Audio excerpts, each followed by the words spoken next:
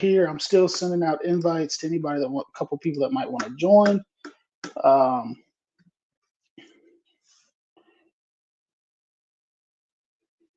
We got the deals done, folks. We got the deals done.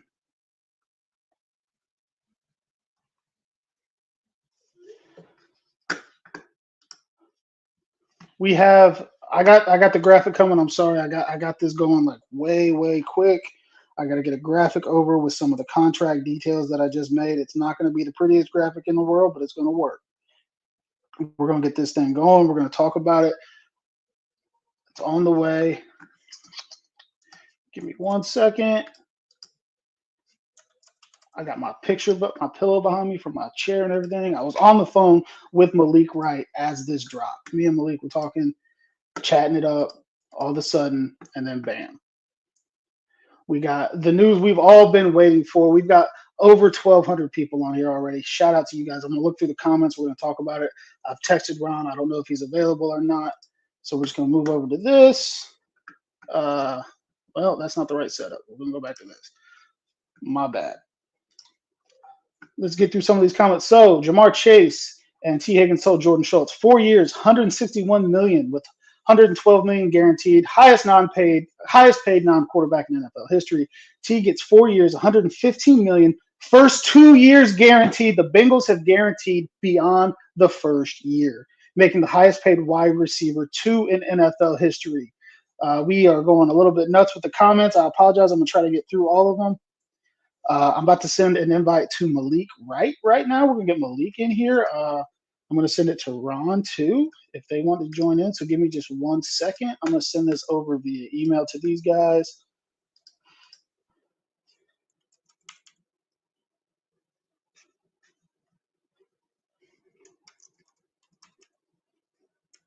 My bad.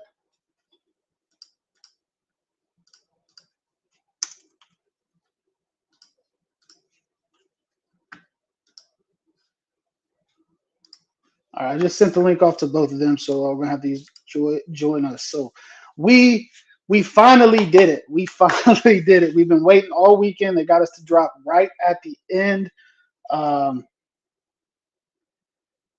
Oh man, my phone's going nuts. This is awesome. What a way to end the weekend. What a way. What a way to end the weekend, baby. The comments are coming in so quick. My wife says me and Malik were just on the phone speaking this to existence. It's kind of facts. I can't lie. Do we have enough for Tevin Jenkins at guard from Baby Yaga? So I'm not sure because we always get the initial reports, right, of what the deals are worth and the value and all that, but we don't absolutely.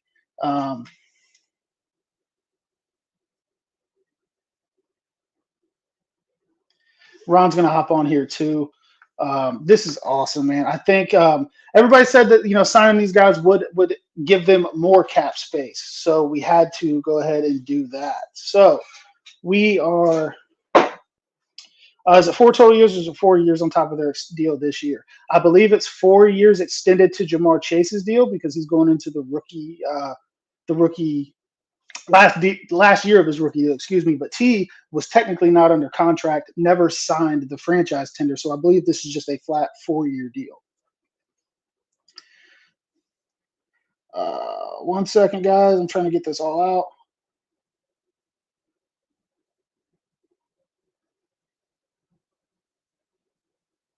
I didn't even make like a header graphic or anything for this. I just kind of ran down. I was literally on the phone with Malik as this all came out.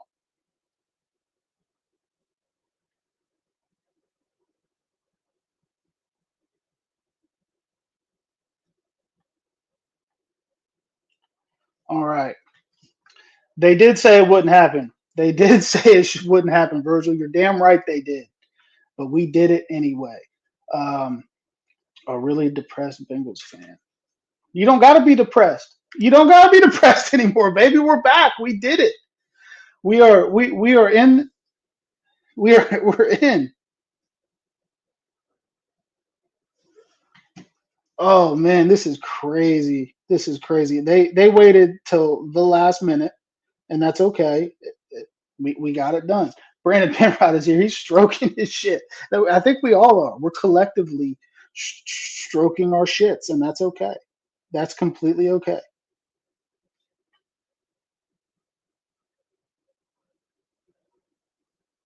We've been waiting and waiting. You can celebrate this however you want. I know that there's still holes on the roster. I know there's still work to do. I know all of these things. But as of right now, what matters the most is these dudes are in town for the years to come. T tweeted the handshake emoji. I had a feeling. I said, okay, something just happened here. And then I was legitimately on the phone with Malik as it was happening. We got about 3,000 people in here. Big shout out to you guys. If you're watching on YouTube, please go ahead and like, subscribe, all that shit we ask you to do. So now I think that they have a little bit of clarity on what's happening with these guys. We're going to buy the T jersey, absolutely. Depression's cured. I love to see that. It's a great feeling, man. We're excited, obviously. What is this? These comments are coming in so correct. Not gonna steal a shine. Job's not finished, but LFG is right. Kobe gift. Job not finished. Let me get my second light on here. I don't even have all my lights on. I ran down here trying to get all this stuff set up as quick as I possibly can. Ron's gonna join us in a few. Malik, I sent the link to Malik. He's probably gonna join us in a few. So we are doing very, very well tonight. This is awesome, man. We've got, like I said, over 3,000 people watching the stream. We can all collectively exhale. I've been critical of the Bengals. We've all been critical of the Bengals. This should have been done. This should have been done. And that is still true. I still believe that. But let's just sigh. Let's just take that sigh of relief. Let's just be happy that it is finally over with. The deals are finally done. These guys are locked in for the long haul. We know that there's work to do on the defense. We know that there's work to do with the guards. We know all of these things. That's completely fine. But T. Higgins is staying. We never thought this would happen. Patriots fans are fucking heated right now. We didn't think this was going to go down. I thought T was as good as gone for the last 2 years. I didn't think they were going to figure this out. They guaranteed his first 2 years, which is crazy. How much cap do we have right now? I'm not going to pretend to know. I'm not a cap guru. I'm sure Joe Goodberry, Andre Perota will have good cap breakdowns of these deals as more details come out. Usually when you get that first report, you get the years, the average annual value, the guarantee, and then in the days or so after, you kind of get a breakdown on the layout and the way that these are made. So we got our guests coming in. I'm going to add Ron in here. I'm going to add Malik in here. Give me just a second. I got to fix the layout, boys. I apologize. I do not have it set up for 3 people right now. We're going to get you in right here. All right. I can't hear anybody. I can hear Malik and I can hear you. Why is that happening? Malik, can you hear me? I can hear you guys. I'm here. I'm all set. Yeah, I can hear you too. Well, first and foremost, let me just say it's good to see you guys. It's been a while. I haven't seen you guys since the beginning of the season. It's been a minute. Yeah, it's been a minute. Drew, you're either muted. I'm not 100% sure what's going on, but holy shit, we're at 3,700 viewers right now. That's electric. Obviously, the news just broke. Drew's been talking about it. Jamar Chase and T. Higgins staying in Cincinnati 4 years each. Now, I think, Malik, you said you thought they were both going to be 4-year deals, right? Yep. Okay, so you kind of maybe called it. Yeah. Come on. I've slowly but surely backed out of. There seems to be a community of insiders that that do such a fantastic job breaking a lot of Bengals news now. So I know all respect to them and everybody trying to make it in this industry. But it was always going to be a 4-year deal with both of these guys. Obviously, Jamar Chase still has the rookie 5th-year option that he's playing on. So he's obviously going to be in Cincinnati a little bit more longer than T, at least under contract wise. We'll see how the rest plays out. But this is something this is a huge win for Cincinnati from a morale standpoint, right? This is what people said wasn't going to happen. When people said they didn't believe was going to happen, but it's good to see that the team was able to make this a reality. Yeah, absolutely. Hey, there's Drew. Can you hear me? Drew. Yeah, my mic came unplugged. That was my fault. This was bro. I was on the phone with Malik. T tweeted out the handshake deal. I was like, yo, I think this deal just got done. Oh yeah. It's not a pretty graphic. I didn't line it up right. I was rushing. Who cares? I do. I got one thing I gotta say here. Oh yeah, I'll be right back. Let's a little celebratory. Get that beer, Drew. Come on, man. I got my hole poked in here. I'm ready to go. We said we were going to do this. Obviously, it's insane, and there's going to be all kinds of chatter. There's going to be like, they couldn't get it done. Oh, they're overpaying, all this bull crap. But for now, let's just celebrate, dude. I don't have a whole poker. I'm a sip, but I respect it. I love it. Let's I love just the vibe. Breathe this in and celebrate. I was almost asleep, and then all of a sudden, I get your text, and I'm looking at Twitter. Yeah. I'm like, what's going on? I see the handshake. I actually saw Ari's tweet before the handshake, so I saw everything laid out, and I had to double check because, as you guys know, I am a habitual get-gotter by these fake Schefter accounts because I just get it. I just get excited, folks. I just get really freaking excited, and I hit that dang retweet button, and sometimes they get you. But like I was saying, these guys, right? Mm-hmm. There's going to be a ton of chatter, right? Okay. First, it was. I mean, look at our own fan base, right? The internal. Oh my God, they're cheap. I mean, Drew and I, we have expressed frustration. Malik, I know you do not hold back because you want fair and equitable pay for players and for your team to win, and that's fair. Absolutely. You know. So the chatter is going to be now. I see it shifting. They're overpaying their two receivers. Blah blah blah blah. It's like, what do you guys think of that? Like, be real too. You know, I think that this is something that the Bengals needed to do. Respectfully, so many of their good players have walked out the door. Guys like DJ Reader, guys like Jesse Bates, and there's been a storm of pissed off Bengals fans, as there should be. Right? The Bengals used to have a philosophy that they went by, which was draft, develop, and retain. And somewhere along the lines, the retain part got lost in the sauce. They used to be so good at it. Mm-hmm. And, I was having this conversation with a colleague of mine who works for one of the big networks. And I said to them, I remember there was a time where Cincinnati used to get ahead of contracts. I remember there was a time where Cincinnati used to be never let that player get to that final year of the deal, or, they would extend them the moment that the opportunity became available. Guys like AJ Green, guys like Andy Dalton. And I think they kind of got burnt a little bit in the past by players being injured. AJ on his way out, he dealt with a lot of hamstring injuries, and they kept, giving him that 1-year deal, franchise tagging him, trying to make sure that, he stayed a member of Cincinnati long term. I think the plan was always for those guys to stay here long term. Guys like Carlos Dunlap, the plan was for those guys to stay long term. But obviously, with anything, we have a coaching change. They want their own players in here. So it looks a little bit different. It looks a little bit weirder. So I think that's what we saw happen. And I just want to say for the Bengals brass, it's huge. It breathes a new life into the organization for all the players that have contracts coming up, or the players that might be considering coming to Cincinnati. Tevin Jenkins. This signals to them that if you do play well here in Cincinnati, you will be rewarded with your work. This signals to them that the organization is willing to pay you if you are, worthy of the contract that you're asking for. The one that got away, like the Katy Perry song, in my eyes, will always be Jesse Bates. Jesse Bates should still be a Cincinnati Bengal. And I think that's one where the organization realized that they didn't want to have a repeat of that. They didn't want to have a repeat of Marvin Jones, Mohamed Sanu. And so they did right by T. Higgins, by Jamar Chase, and they made them some of the highest paid players at their respective positions, and Jamar Chase, the highest paid non-quarterback in the National Football League. So it's well deserved. He's the best wide receiver in football. I don't really think that's really up for debate. So yeah, not anymore. Absolutely. And you're right. I mean, hey, they're gonna reward you. Just might be a little bit of a fist fight to get there. You know what I mean? It might take a minute, but we're gonna get there.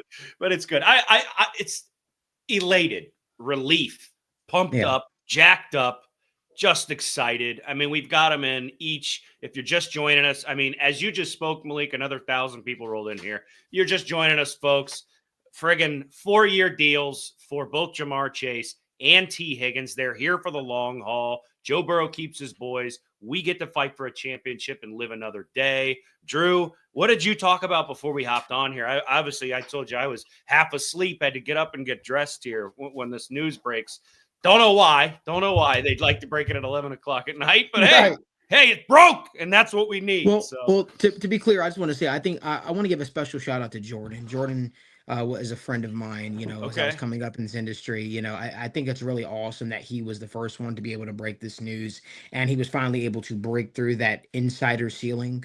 Yeah. I think that that's really, really awesome for him, and for him trying to continue to grow in this industry and really make a household name for himself. So congrats to Jordan Schultz. That's a big deal that you broke that news. Awesome. Awesome. Bengals tweet just dropped. Is it all three of them? Yeah. Oh, okay. Look at That's that. great. That's great. Good Lord. Run us down, Drew. Run us down what you were talking about before we get on here. I heard you talking numbers. I'm not going to dive into numbers because, I'll just confuse everybody. So, yeah, I still don't really know. Like I said, somebody asked about the cap implications. I don't really know. I know, like I said, Joe and Andre are like the contract guys that I follow a lot of what they say. They said extending these guys will lower their cap hits. I think it's crazy that. I think one of the biggest things here is T. Higgins, the first 2 years of his deal are guaranteed. The Bengals don't like to guarantee money beyond year one for non-quarterbacks. They just don't do it. So they finally broke that mold for the guy. And it seems like that's been the holdup every time. You know what I'm saying? Like, I just bought my T. Higgins jersey. That's why. Let's go. I got to get one too. I've got a Jamar Chase. I got the white one. Okay, now I got to get T. Higgins. Yeah. So that is interesting, right? The first 2 years of a deal are guaranteed with T. Higgins. Okay, that's non-traditional Bengals wheeling and dealing. We all know that. We've been complaining about it for years. They don't like to guarantee things. They like the deals to work out their way. So one of the largest, I'd say, pieces of that complaint pie that we've had this offseason is that they're not changing their ways and they're stuck in the 1980s. I said it over and over again. It felt like that. Is this a signal that our organization, and I'm saying our organization, yes, we're fans, we're part of this organization, is changing their ways? Malik, what do you think? I think that you have to change your ways in order to stay competitive. Obviously this is the most the Bengals have ever shelled out in one setting, right? To non-quarterbacks. And I'm sure this is a very uncomfortable moment for the Bengals. But I almost feel like this is like the State of the Union address, man, where it's like, right. this is uncomfortable times for our country. No, this feels like an uncomfortable time for the Bengals. It really does. When we talk about the long-term ramifications this could have, it's significant. It's significant because it can genuinely change how the Bengals do contracts moving forward, long-term wise. I love what Wedge said there: adapt or die. You are adapt or die, and we stared death in the face and said, "Not today." I love that, man. Somebody needs to put that on a shirt. That's what somebody needs to do. That's awesome. Adapt or die, and that's what the Bengals did. The Bengals decided, hey, that we have to adapt if we want to compete. You have to realize when you have when you have to realize when you have a special team, in front of you, you got to do everything in your power to kind of keep that core together. But I also want to commend Joe Burrow because I think that Joe Burrow speaking out, making his stance clear. Credit to Zach Taylor, which you guys don't hear me say quite often. Credit to Zach Taylor for making those guys captains and those guys walking out, showing unification amongst the three of them. I think all those things were super and uber important, for this moment to be here. Joe Burrow speaking out, talking about how he wanted those guys and how these guys were key pieces. I don't think if Joe doesn't speak out, I'm not so sure this deal gets over the finish line. I'm 100% with you. I'm 100% with you. I see there's a Chiefs fan in the comments. Go fuck yourself. No, he comes in peace. Cool? Yeah. Okay, I apologize. My bad. I instantly go defensive mode. I apologize to you. I apologize. He comes in peace. He means the congratulations. But, I take it back. But no. It's out there. It's good. I love him, but him, go fuck yourself. I agree, but in the nicest way possible. But look. Okay, so Joe Burrow, right? The consummate professional, the leader on this team, the lifeblood of this offense, and it bleeds into the defense. They talk about him too, right? He does speak out, but he does it in a manner that is professional, not aggressive. He's not attacking the team. He's not going after the coach or the front office saying this is ridiculous. He's saying, you don't let guys like that walk out the door. I'd love to play my whole career with Jamar Chase and T. Higgins, right? And that just speaks volumes to where he's got this locker room at. And the front office is maybe seeing that and saying, you know what? We kind of got a good thing going on here. We should probably retain these two and keep moving forward. So And they're not getting themselves in another Carson Palmer situation. I'll say it. No. We all feared it. We were all afraid it was going to happen. And now, obviously, they got Mike G back. They got Chase and T locked up. And now the focus is probably going to shift to Trey. Sounds like there's been some good progress there. I don't know how good the progress is, but some of the media people have said like things are trending in a good direction there. No. Let's just say the Bengals. I put it out there. The Bengals did offer Trey Hendrickson only $23 million. Okay. He did not. You look at the market, you see what these guys are getting paid. That's an absolutely, respectfully, that's extremely disrespectful to offer him that. Sure. At that point they said, hey, go out there, see what you're worth. See if you can put together a deal. That's when they said, okay, we'll try to see if we can get ample return back for you. They allowed him to basically seek a trade to see what he was worth. No team was willing to. Teams were willing to extend him, but no team was willing to meet the Bengals' asking price because always Right. the Bengals overvalue their players and they don't want to just ship guys away. Understandably so, you should just give Trey Hendrickson away for a third or fourth round pick, which is what some of these teams were willing to offer. I know some teams Right. are willing to. Some teams went high as a second. I know there was some chatter about a first round pick at one point in time that was just egregious, but it felt like the plan was always for the Bengals to see what other teams were going to offer Trey Hendrickson long term and then get him back to the table and then try to negotiate a deal based on those type of parameters. I do expect him to potentially end up back here in Cincinnati. I mean, he's under contract already, but I expect the deal to get done long term. How soon before that deal actually gets done? That remains to be seen. But the Bengals will definitely have to up their offer. And I actually think it's like any type of negotiation. You came in offering $23 million. Maybe Trey will accept 25. Maybe Trey will accept 26, 27. Will the Bengals feel more comfortable with that? I gotta feel that they probably feel a little bit more comfortable offering that. I don't expect them to get into the 38s, the 40 million that some of these other teams are getting. I don't think that's a ballpark they want to play in. So Trey's a guy you really can't let walk away right now. Yeah. You know what I mean? Just he's the only guy we had that could really touch the quarterback last year right now. So I've said it from the beginning, they should have taken care of this already. But I digress. Okay. If the organization was waiting to hammer out these wide receiver contracts that we now see have come to fruition and are a wonderful, blissful reality for our football team here, and then attack Trey Hendrickson's contract and bring him back to the table and work through a deal, and we end up signing him, let's go. Let's play football. I'm all for it. So I do understand, Andrew Whitworth tweeted out, hey, this is normal. They're saying, you know what? We're not there. If you really, really want a contract like that, go see if you can get it. If you can't, come back and let's talk. So I've sort of done a 180 on that. I was, pissed off because we need the guy, get him in the house now, lock him in. So if they end up doing that, coming here in the next month or whatever, then hallelujah. I'll just be an excited football fan. I'm gonna buy somebody a T. Higgins jersey. I don't know how I'm gonna run I don't know how I'm gonna run the giveaway yet, but I'm gonna buy somebody a T. Higgins jersey. I just bought mine. I got the white one. I'll do it on my Twitter at some other point. But I'm gonna buy somebody a T. Higgins jersey. The fan base deserves it. I know the trade conversation has to be had. I'm not trying to completely steer away from that, but this is a celebration. You're excited. It's okay. I get it. You're pumped up. You got the garage beer flowing. This is good news. Dude, this is awesome stuff. There was so much pessimism. I didn't think T was going to be around, dude. I really, really didn't. For the last 2 years, I've been trying to prepare myself for the end of the T. Higgins era. Walking out of Paycor after that overtime win against Denver, I was just like, man, is this it? Am I never going to see number 5 in stripes again? And it's just a weight lifted off my shoulders, dude. It's such a relief, right? We had this discussion off air, right? I told you, at the end of last season, I was 99% sure because I'm the ever optimist with this team where I'm a bit of a homer. You know what I mean? This offseason is the most aggressive I've ever, I don't want to say gone at the organization, but expressed discomfort with the organization. It got to a point where I was 50-50, dog. I was like, I don't know what the hell they're doing. I don't know if they're even talking to the guy.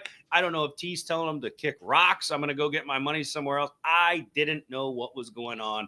Don't have sources, guys. It is what it is. But it ended up happening. So it was a fucking roller coaster, but we've arrived at the point we needed to be at. There's still work to do. Let's not ignore the elephant in the room. There's still work to do. You improve, You retain your superstars, but you always want to be getting better. And hey, I saw you wink, Malik, about Tevin Jenkins, right? That's a guy to bring in. Maybe Sheriff, who knows? Like, what do you want on top of this monumental extension that we've just seen announced tonight? I think you still need to attack the pass rush, respectfully. Simply bringing back, obviously Cam Sample wasn't a part of the fold last year with the torn Achilles. You bring him back, that should help. He was always, though, going to be a rotational guy. You look at it. I saw that little question pop up. I meant to do. I meant. No, it's great. It's great. I think they still need to get 2 guards potentially at a reasonable price. I mean, at this point, we talk about changing their stripes and how they do contracts and guaranteeing money, right? They need to change their approach to the guard position, respectfully. It's an old approach that has not served them well. It's the reason why I've always been a little bullish on them drafting guards in the first round, because I know after 4 years, 5 years, they're not going to shell out that money that these guys are going to get now. The guard market is going to get close to 22 million here soon, shortly. And that's over the next couple of years, but especially since you see the cap going up, the guards position has been so important to the NFL. And you've seen Joe Burrow. He's been able to evade, edge rushers and stuff like that. He has not been able to do the exact same when it comes to pressure up the middle, because that's why a lot of these teams are trying to draft these game wreckers, guys like Aaron Donald, right, who were game wreckers for years, or people look at Chris Jones, right? That's why you see guys like Jerzon Newton be highly touted, or guys like what's the kid from Texas, the Bengals wanted to draft last year, that went to the Seahawks, the other defensive tackle. This is why people are such a proponent of getting these game wreckers from the interior side of things, because they really make life very, very difficult on opposing offenses. So how do you negate that? How do you make life easier on your quarterback? Well, you get guards, right? You get guys that can truly keep them upright. And that's, Joe Burrow was the most hit quarterback in the National Football League last year, but he also led the league in passing yards and passing touchdowns. And one could say, oh, he holds the ball. Joe's always going to hold the ball. But at the rate he was getting hit, he was getting touched almost every single time after he let the ball go. And that just is something that just can't happen. You have to worry about Joe Burrow's long-term health, taking these shots over and over and over again. So to answer your question, long story short, I'd like to see the Bengals attack the guard spot, but I also think the Bengals should add another pass rusher, considering this pass rush market has been super down, because these guys, this is a good pass rushing class. So teams aren't willing to shell out the high end money it's basically what happens every single year. If it's a deep tight end class, teams aren't going to pay tight ends on the free agent market top tier money. If it's a deep defensive end class, teams aren't going to pay defensive ends, especially guys that aren't world beaters. So I think the longer a guy like Azeez Ojulari sits out there, it should never be a discussion about, choosing between him and Joseph Osai. I saw that being rambled and talked about. That if that's the conversation, that's disgusting, because the fact of the matter is you were trying to add him when you still had Joseph Osai on the roster last year. I think that you should look at what the Eagles did. Obviously a watered down version, but you can never have too many pass rushers. You can never have too many defensive backs. So I believe that you should try and add another pass rusher in there to help offset Trey Hendrickson and his production and keep him healthy. I love that. I completely agree. Drew, here's a comment. I kind of want to get your take on this. We've been talking about it, right? We're paying a lot of money to these wide receivers. How do you think it affects the defense going forward, Drew? That comment is a guy stealing a viral tweet, but nevertheless, we know that the defense needs to be addressed. The pass rush needs to be addressed. I do think this is probably a season where they go in and hope guys stay healthy and probably hope for average. I think we're going to see a lot of defensive draft picks, but it wasn't an overly strong free agent class across the defensive side of the ball either. Chase Young is good, but I don't know if that really moves the needle for me, especially while you're dealing with the Trey Hendrickson thing. So we've knocked the Bengals for lack of moves here and there, but I also when you actually look at some of the guys, I think they should have been in on Allen. Jonathan Allen, I think he's a guy that can change your defensive line. I think that they probably should have been in on that. But other than that, there's not a guy that's he's really going to move the needle for this defense right here, right now. I think that they're banking on the health of DJ Turner. They're banking on the health of Dax Hill. They're banking on Cam Taylor-Britt having a bounce back year rather than, the slump that he had last year. And I think it's in a situation where they're going to pay their offense and they're going to draft their defense. So I hate to be this guy, but like if a couple plays go that defense's way last season, we're in the playoffs. A couple of those one-score games flip our way. Joe Burrow's not coming back from an injury. Jamar Chase isn't holding out of training camp. Maybe we beat the Patriots and that game doesn't come back to bite us at the end of the year. So like obviously there's still holes and there's issues to address on the defense, and I don't want to like just completely discount that. But at the same time, like they weren't in a spot to where they couldn't let T go. It was going to piss your quarterback off. And if you look at the free agent crop last year, like I said on our next year, like I said on our last episode, they don't have a ton of guys to pay. So they're still going to be cap flexible. Burrow hasn't restructured that I've seen. I've seen that question asked a couple times because I don't think it makes sense for Burrow to restructure this year. I thought it did. Some people have educated me. I figured out that it really doesn't matter. Somebody just replied, oh, that wasn't me. I thought somebody was talking crazy. But I think that you just look at they're going to bank on Al Golden simplifying things. Young guys, Osai said the defense really bought in the last 5 weeks of the year. I don't know what that means. I don't know if there was an issue with Lou or what, but like you want your guys to buy in at the beginning of the year, not in the last 5 weeks. So like, yeah, there's definitely still concerns about the defense, but at this point, like I don't think there was anybody out there that they were going to go get if they didn't get a Jonathan Allen that was really going to move the needle anyway. So spend this money, keep your star receivers, keep your quarterback happy, and let's hope some of these draft picks hit. Yeah, I completely agree. There's obviously still room to maybe go get a guy, right? We've already discussed guards. That's my focus right now. I think this is, like you said, going to be a very heavy defensive draft that we're going to be going into. Like pick 17 might be an edge rusher. You know what I mean? Might be a defensive lineman. Like let's just get prepared for that, and that's not a bad thing because that is something we need to build on and get better on. Malik, there's a direct question here for you regarding the contracts. I'll let you read that and then give them an answer from to Jim here. Malik, did these contracts fall in line with what you expected them to be at? Looks like he's getting $5 million more than Justin Jefferson. These contracts to a T, or no pun intended, were exactly what I sort of expected it to be. I knew that the hang up with T Higgins was going to be the guarantees. I knew that it was going to be largely incentive based. Where T Higgins' contract, with it being incentive based, here's the cool thing about it: it has the ability to get upwards to 30 million. But that's going to be with him clearing some pretty cool incentives that the Bengals expect. I'm guessing health is a major part of that because T Higgins has missed a considerable amount of time the last couple of years. The Bengals make sure that they wanted to protect their ass, especially if they're going to be giving out that sort of type of money. And that's what the expectation was always going to be. It was always going to be a give and take. I think that this is a major win for Rocky, T and Jamar's agent, especially. Absolutely. We all know, we know T left Dave Mulligetta, sorry. And I think that with him leaving him, I think that it was a little coming back down to reality. I think I noticed that this year with Athletes First and Dave Mulligetta and his agent and his teams is like, teams aren't willing to get bullied anymore into these huge deals. We saw Javon Holland only get $15 million a year, and he was expected to break the bank, right? He was coming off of a down year. We saw him with Joseph Osai. He did a deal with the Bengals, only signed him for $7 million, but he was able to get him back here. So these guys, these Athletes First guys, are starting to sign for lesser deals, and I think that this sucks for him a little bit because he could have had T Higgins under his wheelhouse, so to speak, and kind of could have got the deal done with Cincinnati, but I guess because of relationships and some bridges were hurt in the past, it didn't make it happen. But this was T basically saying, I want to be in Cincinnati long term, and the Bengals make it happen. So this is a great move for the Bengals. The contracts were about what I expected, so this is a good move for Cincinnati. It's awesome. Yeah, I did accidentally post my address on Twitter because I posted my receipt for my T Higgins jersey.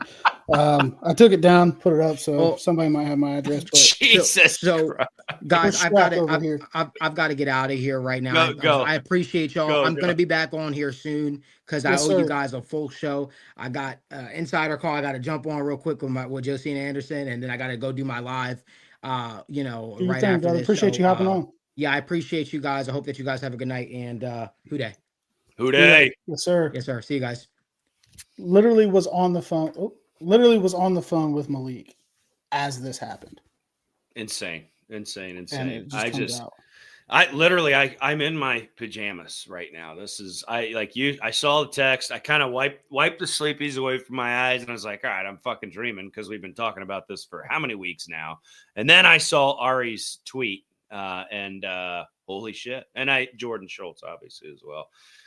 Just unbelievable. Ordered your jersey. So you doxed yourself online. That's okay. Just be prepared for, crazy shit to be sent to your house. Here's a good question. Thanks, Colin. Appreciate that. There you go. Yeah. Here's a good question. What do you do next if you're the GM? I'll go first here. Like, look, if I'm the GM, I've signed my 2 stars, right? They're here, right? I say 2 stars. We know Joe Burrow's a star as well, but the man's here. So I'm immediately trying to get Jenkins out of his Seattle visit. We should have never let him go. I don't know if he went. I don't know the details. I'm bringing in Tevin Jenkins if I can. If I try to get a hold of him and nothing that happens, I'm getting a hold of Sheriff. I'm bringing in one of those guys, or hell, fuck, both of those guys. You know what I mean? Both of them. I'm addressing that guard position immediately. I am slapping our defensive free agency sheet back on the table and saying, all right, those big ass contracts are done. Who's left? Because we've been negotiating these contracts. Who can we sign? How can they effectively help our defense? Bring someone in. I don't know. Somebody. And then it's a defensive draft. So what are you doing if you're the GM? If I'm the GM, I'm locking down the guard spot. I think Tevin Jenkins is gone. They allowed him to get to his Seattle visit. And one of 2 things is going to happen, right? He's going to go to Seattle and he's going to fail the physical and he's not going to get a deal. So the Bengals aren't going to sign him. Or he's going to go to Seattle. He's going to pass the physical, the back injury, I believe is what it was.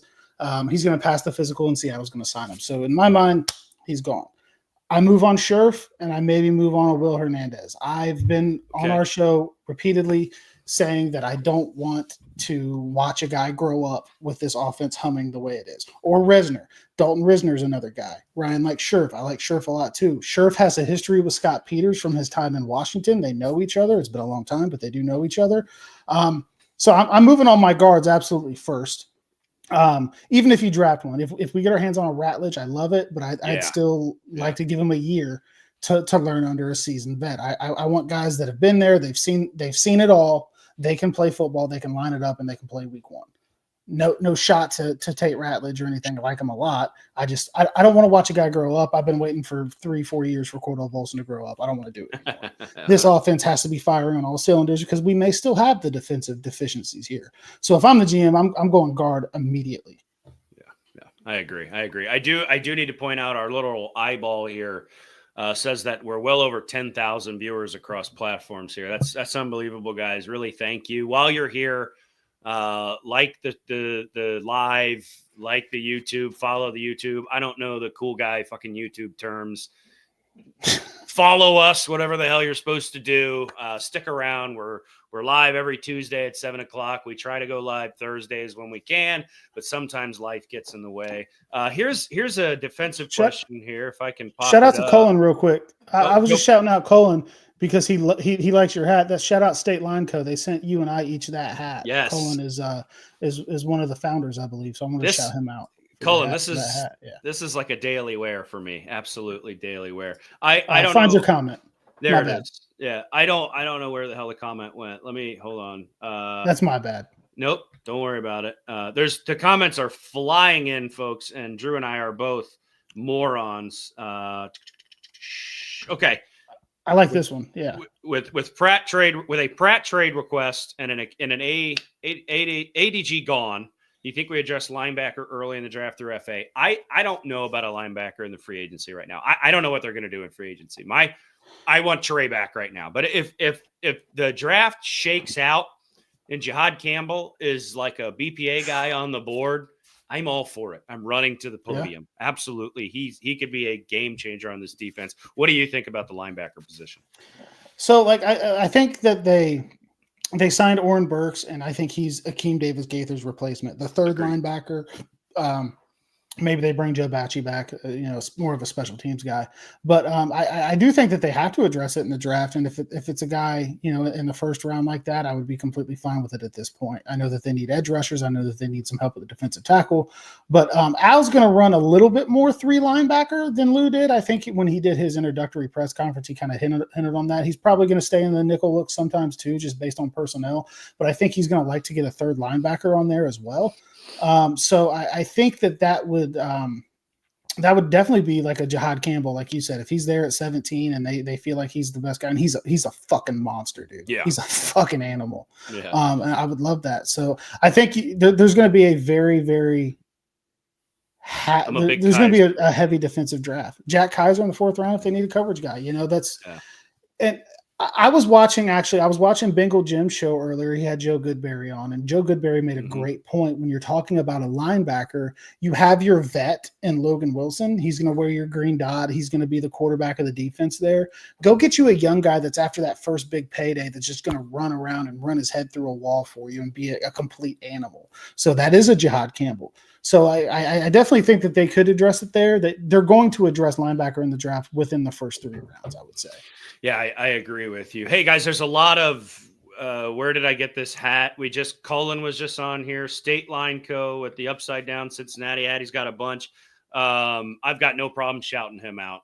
He's got some cool stuff. He sent me this white and black one and a black and with orange writing. I think you got him as well, Drew. So yeah, if you're looking for State Line, they quote tweeted this live stream and I just retweeted it. So you can find their Twitter on my Twitter right now. It's the top tweet. Shout out to them. Yeah. You guys know this is a Cincy hat show, but we're always helping out the other guys too. State Line Co. Good guy. He's got all kinds of stuff. Bunch of teams on there. Lots of comments coming in. Holy shit. Dude, it's crazy. Yeah. Jihad Campbell will be there at 17 if he's there. I like the pick. I would not complain. I think a lot of people would be a little confused about it, but linebacker's a need, guys. It is a need right now. There was a comment up here I wanted to get to. Jacob, please don't do this. I'm naming my next daughter Drew after you, Drew Garrison. Please don't do that. That child deserves better. Hey, Drew Garrison, Drew Barrymore. That's good. Go for it. There's so many comments. I want to get to a lot of them because this is what this is about, guys. You guys coming on here. I wanted to celebrate this with you guys. Shout out Brandon Sejo, dude. Love him. Game. Shout out. We still need to get you on here. We really do. Yeah, man, we wanted to do this because honestly, we wanted to just be able to celebrate with you guys. They are literally coming in so fast right now. It's hard to keep up. If we miss you, it's not intentional. We love everybody. Shout out to you for being on here with us at 11:40 on a random Sunday night after the news dropped. I had to make sure I deleted my address off Twitter because it's already been put out there once. There you go. Kate Breezy, shout out to Breezy. What statement do you think this signing makes to the rest of the AFC North? I think there was a little bit of chess going on. Did Pittsburgh give DK $33 million a year to kind of drive it up a little bit to try to force T down? Did Cleveland give Myles Garrett that money to fuck with what after Duke said highest paid non-quarterback? I don't know. Maybe not. I think they were just trying to lure him back to Cleveland. But I think it does send a message now that hasn't been sent really in the Joe Burrow era because they haven't had to. They've had all this young talent on rookie deals, but now it's like, hey, we're players too. We're going to make this shit happen too. You're not the only one that can throw this money around a little bit. Like we're going to retain our stars too. So I think it does send a little bit of a message like, I don't know if a loan came through. I don't know if Mike was waiting on his tax return. I don't know. Maybe they've had the cash the whole time and they just didn't want to spend it. And they realized that they have to absolutely do this now for Joe Burrow. I don't know, but it definitely sends a message that maybe we're stepping into the modern world here. We've all thought they were the last few years, but then you kind of step back with how things have gone and be like, well, they just had all these young guys just on rookie deals. It was easy. But now it's like, hey, we're in the 21st century here now too. So Tom Pelissero's latest, the Bengals had deals in place with Jamar Chase and T. Higgins late last week. Chase is now he's just doing the thing. So the deals have been there. I don't know what was holding up the announcement. Maybe it was guarantees, kind of like Malik alluded to, but hell, I don't know. Kinsey, completely agree. Trey is a must sign now. Throw your comment up there, Drew. I think we click at the same time. Hey, if you're buying a T jersey on Fanatics, 25% off with the code DOWN. I did not do that, but you guys can. Buy another one and return the one that you had bought at full price. Come on, dude. Basic economics. Save your money. There you go. What if there was like a mob of people outside my house because my address was on Twitter for like 5 minutes?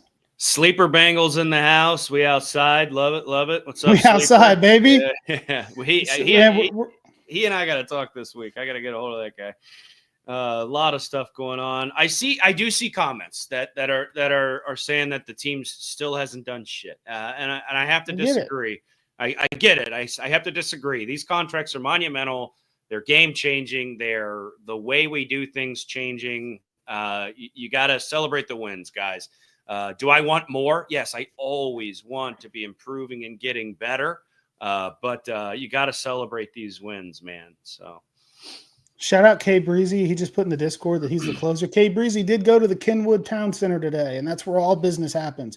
I think Breezy sat down at the Cheesecake Factory and got a deal done, maybe. Shout out to him. I love that. Dude, my phone's going nuts. My Twitter's going nuts. Dude, this is so much fun, dude. It is so fun to be able to talk about this with you guys. We're over 11,000 people watching our dumb faces on this show. Yeah. It's awesome. I've been sitting in front of my computer for 2 days with these graphics made. I went to a family event today at my brother's house, took my camera, took my laptop. I was prepared to set up in the middle of a family function because I really, dude, I wanted to be on here to read the comments with you guys and just, we can't all be in the same room. We can't fit 11,000 people in a room, but it's just awesome to really get a chance to put this out there and celebrate it with you guys. Somebody said, go look at T's Instagram story. I will do that right now.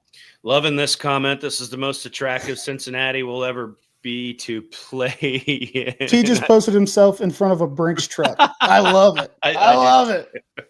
It really is right now. I mean, the big three is signed. We have Joe Burrow as our quarterback, right? I mean, with a quarterback and two unbelievable wide receivers locked in, it's really going to give us an opportunity to focus on other positions of need.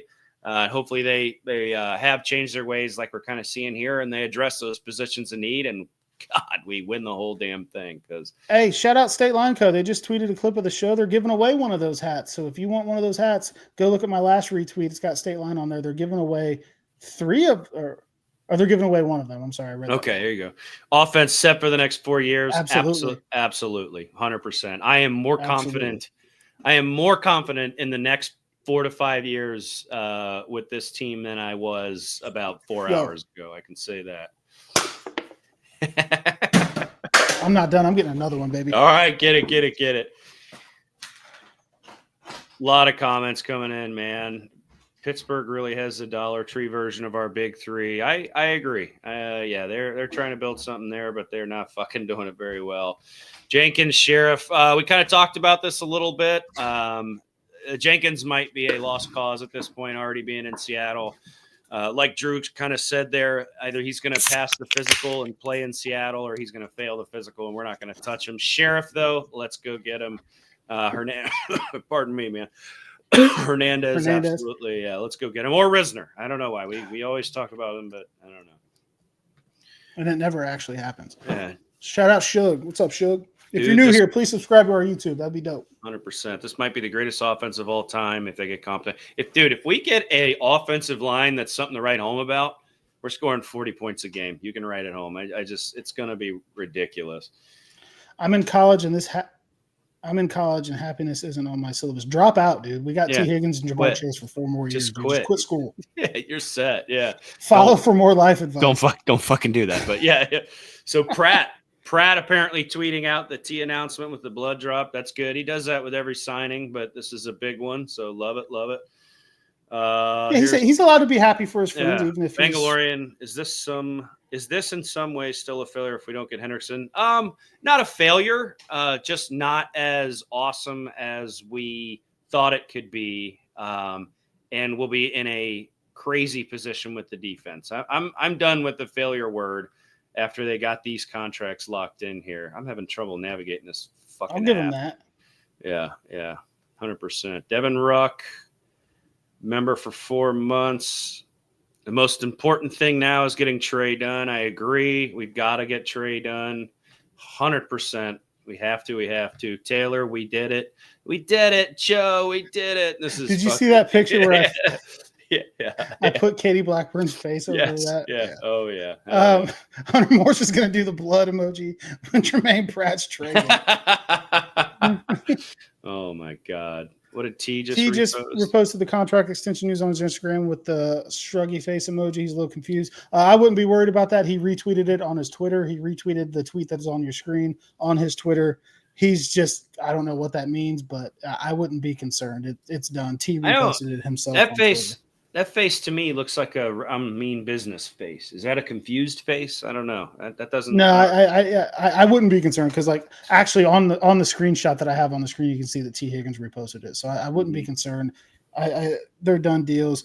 Chase has put it on his Instagram story and tagged T. It said brother. So notice Schefter. Schefter's having a rough night, dude. Schefter hasn't retweeted it because he's a little bitch boy and didn't get the news first. So that's why he hasn't retweeted it or tweeted about it yet. And he hates us for some reason. So he does. He's got beef. Yeah, absolutely. We do have to put in more work on the defense, guys. The job's not done. Not done. I agree. There's a ton of go ahead and hit that beautiful button. Dude. How have we not done it already? My hands are up. Go hit it. Second of the season. And the Bengals go up again. How have we not done that? I don't know. Malik was on. We had a real professional on here, so we had to kind of church it up a little bit, guys.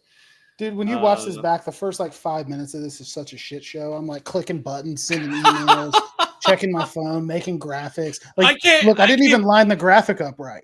I came in here. I just turned the fucking screen on, though, and there's 5,000 people watching. I was like, whoa, Drew must have taken his shirt off or something. What's going on, man? That's good. Oh, my God. If these deals were done last week, maybe the front office has been cooking behind the scenes, just waiting to announce leak tomorrow morning. Maybe. That is possible. That could happen. Chase Daniel's crying like a baby right now. You gotta love it. Yeah, suck it. You gotta love it. Yeah. And shit show, aka a normal show. Yeah, pretty much. Yeah, that's about it. That's about it. 100%. That's about how we get down. T Higgins will be missed, or I'm sorry, not T. I'm an idiot, dude. My brain's everywhere.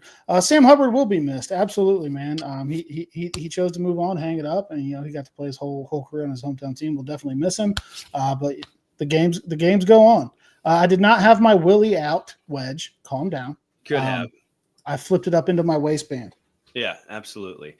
Throwing the helmet on because this signing has me ready for war. Absolutely stoked. Totally pumped. Comments matching the energy. Love it, love it, love it. I might go put the night vision on and hunt for some raccoons tonight because I'm probably not going to sleep. Let's do this. Yep, Foxtrot Bango in the building. I am pumped up. Absolutely. Green comment. Oh, it's Vic. Yeah, she's going to bed. It's way past her bedtime. Shout out to my wife for the support. Please don't forget to like and subscribe. Yeah. Sleep good. I'll probably be laying in bed next to you blasting T Higgins, Jamar Chase highlights at full volume. So just get ready for that. Yes, 100%. I don't know. I was fully ready for sleep tonight after my night at the Blue Jackets game. I told my wife, I was like, I'm looking forward to a good night's sleep. And then Drew texted me, and here we are. Let's fucking go, man. We had to. 5 minutes till it's 3:16. You're right. Yeah, we're almost at 3. Wait, 5 minutes till 3. Today is 3:16. Tomorrow's 3:17. Yeah, I don't know that. I'm not sure. She's about to wake up to a crime scene. Oh my God. This is our 7th anniversary, not our marriage anniversary, but the 7-year anniversary of when we started dating. Is it really? Today, yeah. Oh, hell yeah. Uh-oh. I have a job interview in the morning, and I'm about to walk in with bags under my eyes. That's good. He posted a video that's good. I got to make sure I follow C-Man back, dude. I like C-Man. C-Man, you just need to tell him what the fuck is up. Hey, man, T and Jamar signed deals. You should just hire me. Get the fuck out. That's it. I like C-Man a lot, dude. Tony Taphorn with the $9.99. Appreciate it, man. You don't have to do that, but we love it. Oh, Bedtime thank you, bourbon. man. Bedtime bourbon. Yeah, baby. Yeah, baby. I just threw back a couple. One garage beer. I'll probably go get another one, but love it, love it, love it. Guys, we're about to hit 12,000 people across all platforms, which is absolutely absurd. Like and subscribe and hit the share button. Again, I don't know the YouTube terms. I'm not Mr. Beast. But stick around, man. We go live on Tuesdays at 7 o'clock, sometimes Thursdays. Barstool C-Man lives in Cincinnati. All right. Well, we need to catch you at a game, big boy. Yeah, they got to get it. They got to get it. Yep. But yeah, dude, it's just like I said, man. We've been texting back and forth for like 3 days. Like, hey, man, when are you free to go live? If not, one of us can go solo. We've had so much fun doing this show the last 2 years now, and it's gotten to a point where we've got like very, very consistent viewers, and we love them. We've got a great Discord chat. We hang out in person when we get a chance, with life busyness, and wanted to really just be on here to be able to celebrate this day with you because it is a big deal. Don't let anybody tell you it isn't. I understand that they could have been paid earlier. I understand that we could have saved money. I've said it enough too, but the fact of the matter is these are star players. These are guys who have been key parts of the most success that I've seen from the Bengals in my lifetime, and I'm 33 years old. Fuck the guys on the internet that are going to say dumb shit. Fuck the guys that are going to say the 33rd ranked defense. Fuck all those people that say, because the goalposts always move, right? At first it was like, they're so broke, they'll never be able to pay these guys. That offense is going to suck without T. Higgins. Now it's going to be like, they're paying T. Higgins $28.75 million. That's way too much. They're never going to be. Fuck them. We ball. That's the way I look at it. If you wear these stripes on your shoulders, your head, wherever, fuck them, dude. Be happy about this. These are two stud star wide receivers with the best quarterback in the NFL, and they're all here to stay for the next 4 years, so fuck them. You are allowed to be happy. It doesn't mean other things can't happen. It doesn't mean other things can't be improved. But right here, right now, in this moment, I wanted to do this with as many people that wanted to watch this. Fuck them. We got our guys. Get your own T. Higgins. 100%, dude. I'm jacked to the tits, man. I'm ready for war. We signed our star wide receivers. We're feeding our quarterback what he wants. This is what he wants. He wants to be successful with his two best racehorses, and we made it happen. Who's got you scared, Cincy guy? Are you talking about the Instagram story? Because I think with T retweeting it, it's all real good. Nick wants the gritty again, and I think after that little hype up speech, it might be second of the season. And the Bengals go up again. A little wardrobe change during the game. Yeah, dude. Professional stuff, dude. It's fucking heavy, man. I'm pumped. And this is another good point. In 2 years, it'll cost like $25 million for a wide receiver 3. So who cares? All of these teams. You see these teams sign these guys to these big contracts and everybody freaks out, but their fans are like, it doesn't matter. The cap goes up every year. Yeah. And that's true. The cap does go up every single year. They got the guarantees out of the way. They did it all. So fuck it, dude. Like maybe it's because I'm too close to it and I'm a Bengals fan, but I feel like there is just this weird slant from everybody about the Bengals. And I think that they have earned some of it, but now it's like, oh, well, you can't pay T. Higgins that much. Well, the cap is going to go up, just like everybody says the first time a quarterback signs a monster deal. So who gives a shit? Well, that's what happens, right? Like it's like you sign these monster deals, and it's like holy shit, they're nuts. And then 2 years later, they look like genius deals because some other guy has come out and made $1 billion, and it's like wow. Cleveland is able to be a functional franchise after giving Deshaun Watson that money. So it can happen. Anthony said, you maybe go to YouTube, watch some games, the Bengals games. Hell yeah, dude. Watch old Bengals games. Cincy guy said the confused face on his IG. I don't think it's a big deal. Like I said, on the graphic on your screen, you can see T. Higgins retweeted Jordan Schultz's tweet. I think it's real. I think I think that means something else, but I can understand why you could possibly be concerned about that, but I would not be. Get Mama T on the show. Tried that once. Didn't work out. That was my fault, guys. I must not be good with women. I don't know what the fuck happened, but it's a miracle you landed your wife. Honestly. Yeah.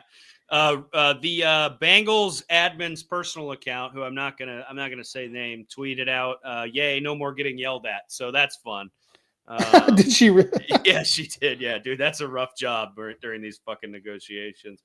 Let's see. Perota talking about contracts on here. Higgins, that's a guy to follow.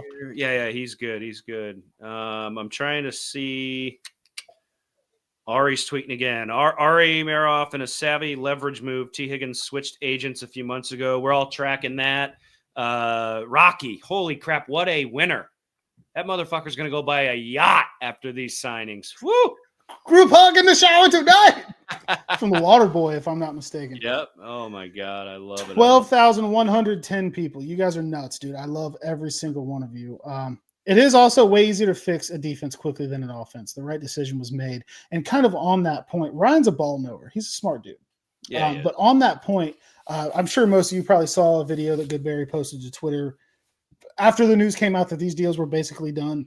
And he just talked about how high the replacement cost is for good wide receivers. And it's very true. It's very, very true. You look at the draft assets that the Chiefs have invested into receivers that haven't exactly panned out since Tyreek Hill left. I don't know all the numbers. Go to Goodberry's page, watch it. It's an 8-minute video. You'll learn a lot. It was very good. But Ryan makes a good point on that. Like, it is sometimes it's easier to replace defenders. And let's be completely honest with you. Outside of Trey Hendrickson, maybe a Logan Wilson guy, there's replaceable guys on this defense that they can figure out later. But T. Higgins and Jamar Chase don't come along every day. Keeping those two together with a star quarterback doesn't happen every day. So, yes, like we've said 30 times since we started the stream, more to do. But right now, dude, the weight is off the shoulders. I put on the Jamar Chase Super Bowl jersey. I'm feeling great tonight. Let's just revel in the fact that these guys are going to be catching touchdown passes from Joe Burrow for at least 4 more years. 100%. It's just the big three, guys. It's the big fucking three. There is not a trio in the league as dominant or threatening to other teams as these three guys: Joe Burrow, Jamar Chase, T. Higgins. Unbelievable. Unfucking believable. I just shot for the moon here and I just said, yo, T. Higgins, let's celebrate. Come join the live. Not going to happen, but I know you didn't. Imagine if it did. Imagine if T's face popped up on here. What up, motherfucker? Would be absolutely electric. Got Mina Kimes tweeting about it. The guarantees, double eye emoji. Burrow asked Cincy to spend cash and they delivered. Good for them. Mina Kimes, sometimes a hater. Love seeing that from her. Love it. Geno Stone with the two purple devils. Are those devils? Like mean face emojis. I'm not good at fucking internet. I just tweet what I think. So Logan Wilson just shared it to his Instagram story. Love it. Guys are happy. Hell yeah. A lot of shit talkers. Love it. Ravens fans in shambles. Oh, that's great. Love it. They're saying that we overpaid and our defense isn't going to be good. We'll see. 2 times this year. We'll see. I see the Jermaine Pratt blood emoji. Lots going on. So Ari tweets out, Joe Burrow, 55 a year. This is million, folks. We're talking big boy dollars. Jamar Chase, 40.25 a year. And this is lower than I was expecting T. Higgins to be, 28.75 per year. Absolutely. I thought T was going to be mid-30s. I really did. And maybe I'm just stupid. But hey, we got fucking euros sent to us, or Deutschmarks, whatever the hell they use. Shout out to Germany, dude. This international program, my guy. That's worldwide program. That's insane. That's awesome. Out of respect, and I truly mean this, out of the utmost respect, I'm not going to try to pronounce your name because I don't want to disrespect you and get it wrong. We appreciate that. Thank you for that. Shout out to you. Shout out to Germany. Love it. It's awesome to see that we got somebody watching over there. That's crazy. Absolutely love to see it. Before I let you go, I know when I was 14-year-old, I see Anthony Munoz at the store and he autographed my jersey, and this day I still got it. Hell yeah, dude. I've got a signed Munoz jersey hanging directly to my right. That's one of my prized possessions. Shout out Anthony Munoz. Shout out to you. Jermaine Burton's probably at the casino and has no clue what's happening. It'll pop up on the TV eventually, dude. It'll be there. But yeah, dude, shout out to you, Anthony. And I'm glad to see you here. That's a new name. Lots of new faces in here. I love it. People saying that 124 million average annual value for 3 guys is too much. Eagles have 108 million for quarterback and 2 wide receivers, and those wide receivers will need new contracts before ours will. That's very, very true. And the cap is only going to rise from this point. There's a JJ Watt tweet from Nick Fott.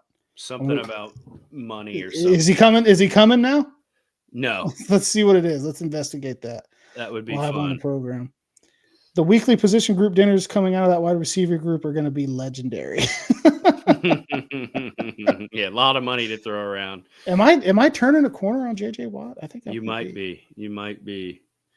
I got people. Oh my god, my Twitter is a mess right now. My mentions and my fucking DMs. Lots of people. Yeah, look at this. One of the large Ravens Twitter accounts. You guys know Hoodie Ramey talking shit on our defense. You guys get to trot out a 85-year-old receiver that you hope is going to help you next year. So good luck with that. Man, I'm loving this. I'm loving this. Will Compton tweeting about it. AFC North is going to be awesome this year since he just needs to draft on defense. I'm confident. I'm confident we can draft on defense and improve on defense now. I just confident. Already got that new 5 jersey. Huge Chief fan going back to his Clemson days. Once that 5 dropped, I had to have it if only for a year. That's what has stopped me from doing it, because like when he came to the league, he had the first year, and then they announced that you could go to single digits, and everybody knew he was going to go to 5. He just had to wait that other year. So I was like, I'm just going to wait it out. And then I was like, oh, is he coming back? I don't know. So I bought it tonight and accidentally doxed myself in the process. Yeah, that's hilarious. I hope nobody sends fucking disgusting objects to your house. If anybody shows up to my house with ill intentions, you are playing with your life. Yeah, absolutely. Hope you like buckshot, because you'll catch a bunch of them. My timeline is all Bengals. I love it. Everybody outside our organization, in our organization, it's all Bengals. This is so awesome. Loving it. Just catching up here, trying to see what's going on. I tell you what, man, the Chiefs accounts that I interact with, that I respect and like, are giving us props. There's 2 of them saying the 28 for T. Higgins is an absolute steal. Holy crap. We're getting a little bit of respect here. I like that, because we often get disrespected. Yeah, Joe, I believe the promo code on Fanatics is the word down. I believe that knocks 25% off, is what Matt Schultz said in here earlier. I paid full price for mine like a big dumb dipshit. And that's on brand for me. Yeah. We picked up a solid linebackers, only missed 3 tackles, a little bit low on the snap count for that, but I think that he could be a good addition to the room. Absolutely.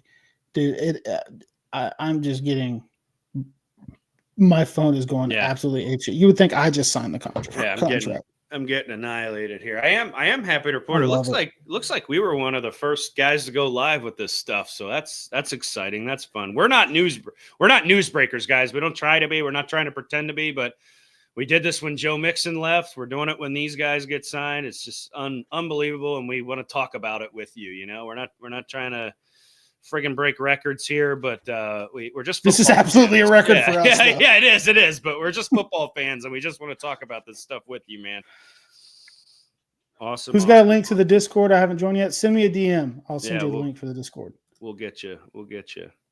Malik just went live. Yeah, he was on our show, and he said he was going to go do his own thing. We appreciate him popping in. Like I said, I don't know if you guys got it, literally on the phone with him talking just about some things, and then I had tweet notifications on for T. Higgins because he said I'm gonna let you guys know first, so I kind of knew. Yeah. He tweeted that. I was like, "Yo, I think this just happened. I'm gonna send you a link." And then the Schultz tweet came out, so we knew. Sleeper Bengals, I just got your DM. I'm gonna figure out. I'm not great at Discord, but I will figure out how to. There's the invite link. Copy link. I got another DM from somebody that wants to join. Shout out to you. Shout out to DO4H. I'm going to send it to you. I'm going to send it to Sleeper Bengals so you can hop in there. Anybody else wants the Discord link, go ahead and DM me because I'm not smart enough to get it on the screen right now. Yeah, 100%. Now pay trade and grab a guard. Absolutely. Got a question to ask before I go. How many touchdowns do you think Joe Burrow is going to throw to his key players in the game? The most thing we need to do is focus on is the running. So are you saying like the most touchdowns he'll throw in one game this year with all of his guys back? I'm going to go for 6. I think he's got a 6 touchdown game in him this year. Dude, and this isn't – Ryan, you're on fire tonight, dude. Great comment after great comment. So pumped it was a 4-year deal for T. I also expected a 3-year deal. I thought he was going to try to test the market again. Gonna have so many Bengals shows to watch all morning during work. Yeah, gonna be a pretty low productivity day for me at work tomorrow. My boss is actually out of town all week, and now this. So I'm gonna be doing a lot of QB kneeling tomorrow. Just running. I'm gonna be busy tomorrow at work, but I'm gonna be doing it all tired. I don't give a shit. Is it time to lock in the hammer, the Joe Burrow MVP future on old BetJack Sportsbook? Ooh, I bet that line's moving. It might be. I bet that line's moving. It might be. In 9, we trust. Love it. Love it. Absolutely. Absolutely. Another week of impressing Elon. I'm on my A game. Hell yeah. Party at Drew's. I have the address. Dude, I cropped that picture and I thought that I cropped out the address. God knows. But I'm glad somebody let you know, man. Holy shit. Yeah. Boy. I was talking about in the game, but sometimes Bengals need to start running more because we need to get the running established. Yeah, I definitely think the Bengals need to run the ball more. That's something I've never been shy about. But like, I also know this offense is what it is, and it's a throw the ball around the yard offense. So keep those weapons for them. But I would like to see a little bit more of the running game. But that starts with having better guard play and better run blocking than we had last year. Just woke up in Germany to this wonderful news. What do you think about signing Gilmore? I think Gilmore's a little bit old. Yeah. Assuming he's talking about Stephon. I'm thinking he's talking about Gilly Lock. I think he's a little bit too old. Yeah. I don't know. That one I don't love that one. But shout out to just dude. Imagine waking up as a Bengals fan to that news, and rather than like I was about to go to sleep too. Like I was about to hop off the phone, fucking lay in bed. But I mean, this is way more fun than going to sleep. 13,000 people. Yeah, you guys absolutely. are nuts. Absolutely. I mean, and that may not be a lot for some people, but that's a hell of a lot for us. No, we appreciate each and every one of you. This is unbelievable. Drink your garage beer lime tomorrow. Green for St. Patty's Day. Plug it. We're obviously brought to you guys, presented by Garage Beer. Go get it. Awesome beer. They keep the lights on here, but we genuinely love the stuff. They're the reason we can get our asses out of bed and do this program right now.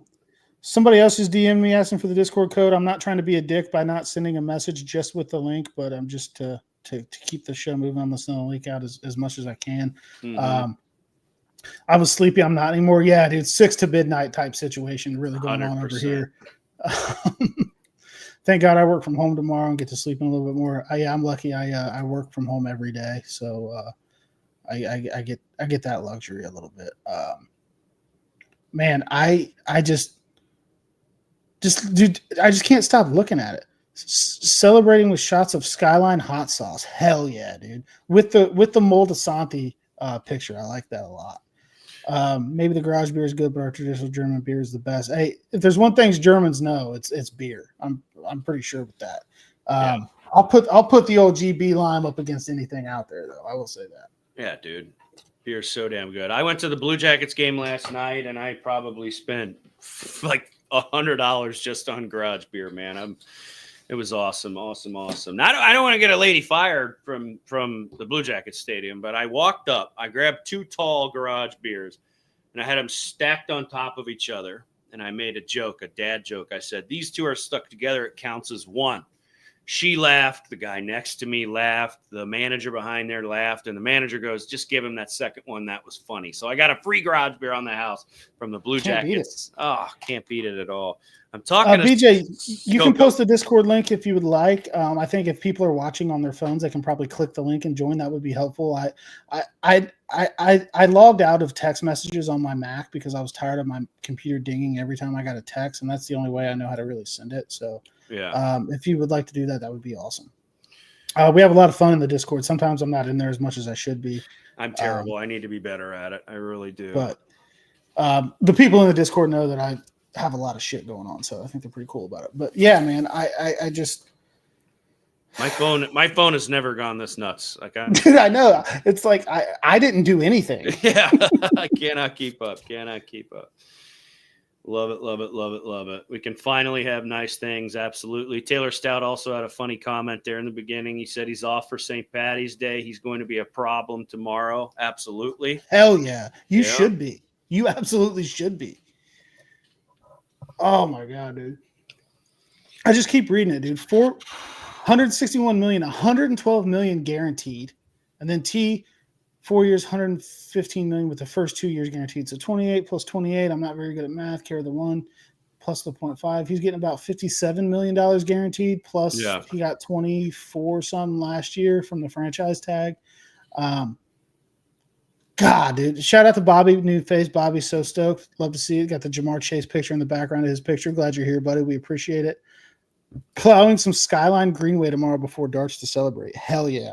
Mm-hmm. There are going to be green noodles all over the place. Dude, if people are asleep right now, they're going to wake up to this news. Like there's people Some people are asleep.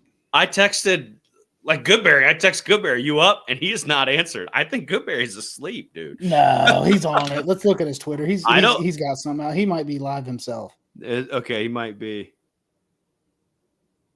No, dude, he hasn't tweeted in 8 hours. I think he's either working night shift right now or he's out, bro. Oh, damn. Whew. All right, so if you go to my Twitter, if you're looking for the Discord link, BJ just quote tweeted the show with the Discord link, and I just retweeted it. So it is at the top of my Twitter page right now. If you want the link for the Discord, shout out BJ for putting that out there. Whew, this is awesome. Anyone heard from the Mike Cart? Yeah, where's he at? That thing asleep. I'm seeing a lot of extend Trey tweets. Absolutely, guys. Yep. Even absolutely. Ian and Shefty haven't posted. Ian Rappaport hasn't even been on. Is Ian sleeping? Where you at, Rap Sheet? I don't know. Dov Kleiman's out there word vomiting. So Jesus. Yeah, you know whoever bought Dov Kleiman accounts on it. Yeah. Oh, yeah. You're right. That account was sold. The account formerly known as Dov Kleiman. Yeah. I don't know who's some 14-year-old with their daddy's money bought it now. I don't know. Mike Cart has tweeted, says Robert Varney. Okay, good. Good. The Goodberry cap space video tweet tomorrow is going to go crazy. Oh, absolutely. It's going to hit like crack. Absolutely. I'm trying to get somebody out here to talk numbers. Sorry about the young guys, but they're not. Wake up, dude. We just fucking did it. I know we did it. I'm trying to get somebody on here to explain these numbers to us, but hey, shout out Chop. What up, Chop? Hey, man. 13,500 people in here. As many of you as possible should buy tickets to the Project Game Day draft party on April 25th. Great cause, sending people with disabilities and military veterans to their first Bengals games. Project Game Day on Twitter at Project Game Day DEY. You can find that on mine. If you need info, let me know. These dudes are doing a great thing. Big draft party coming up. Can't wait to get there. Free ad during our biggest show ever because those guys deserve it. They're awesome. 100%. I'll take Santori to explain numbers. Santori's a good numbers guy. Yeah. We got Pat McAfee shouting us out. Love it. The Bengals, not us, right? Yeah, no, sorry. To clarify, the Cincinnati Bengals. No, yeah, not us. Should I be a total douche and like drop our live link under his tweet? I'm not going to. No, you should do that. Go for it. Absolutely. Why the hell not? Wait, not the live link. Other people will join. Drop the show. We'll get 100 fucking people in here. Yeah. Chris is on here. Shout out, Chris. What's up, buddy? Great day to be a Bengal. It absolutely is. It's one of the best days to be a Bengal in very recent history. How angry is Shannon Sharp right now? He said we wouldn't be able to pay.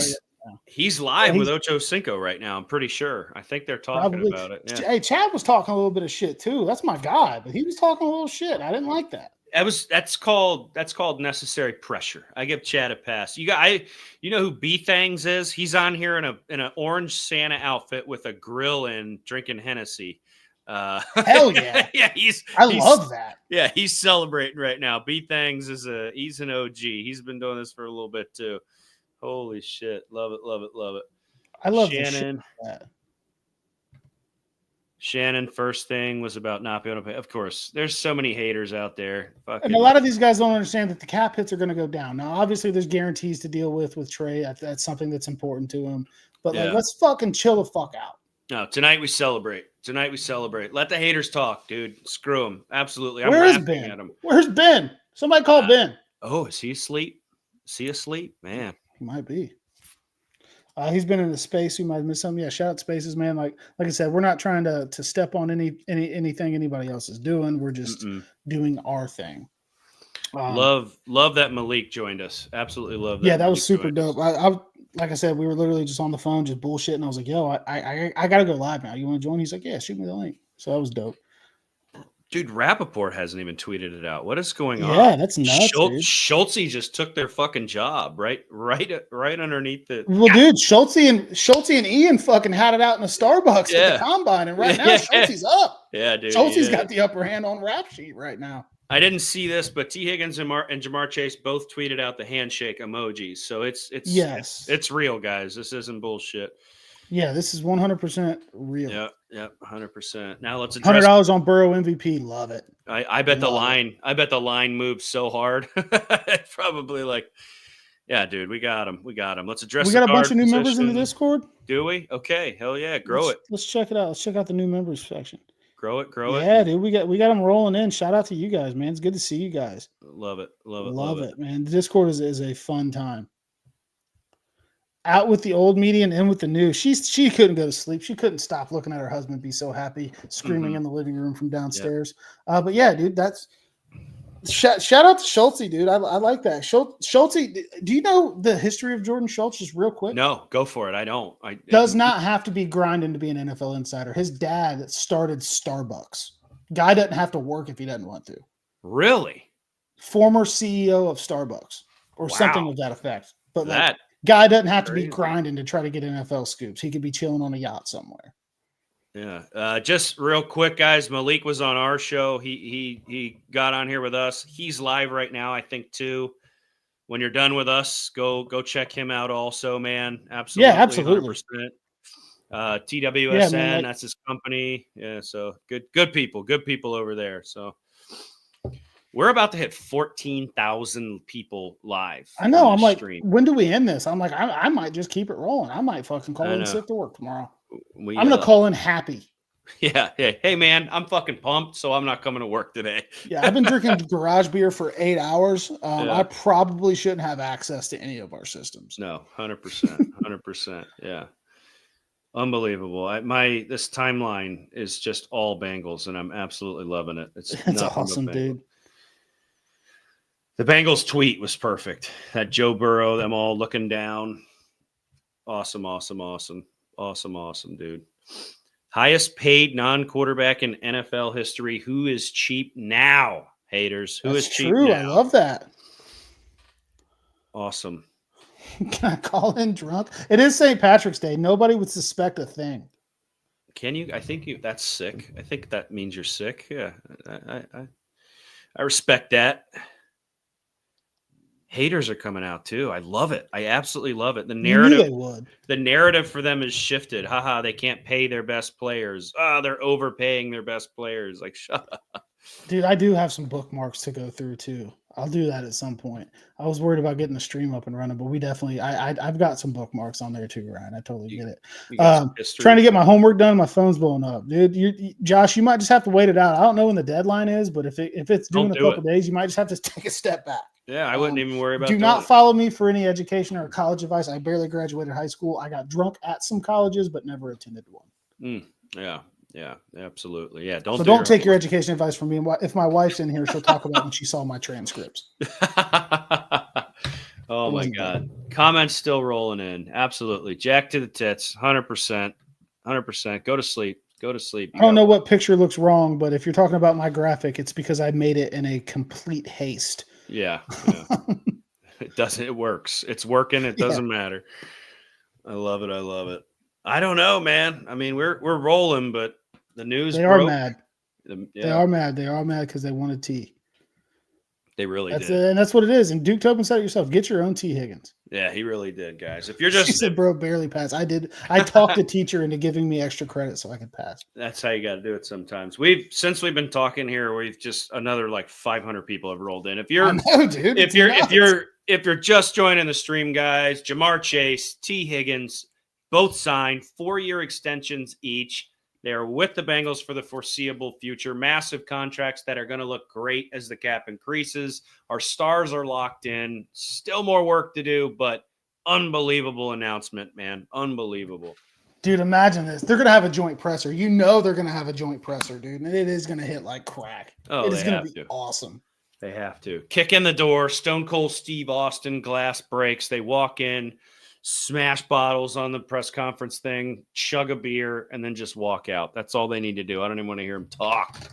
And then Trey just runs into like, fuck it, I'm not leaving, and signs a contract. Yeah. Signs it live right there in front of the media. Absolutely.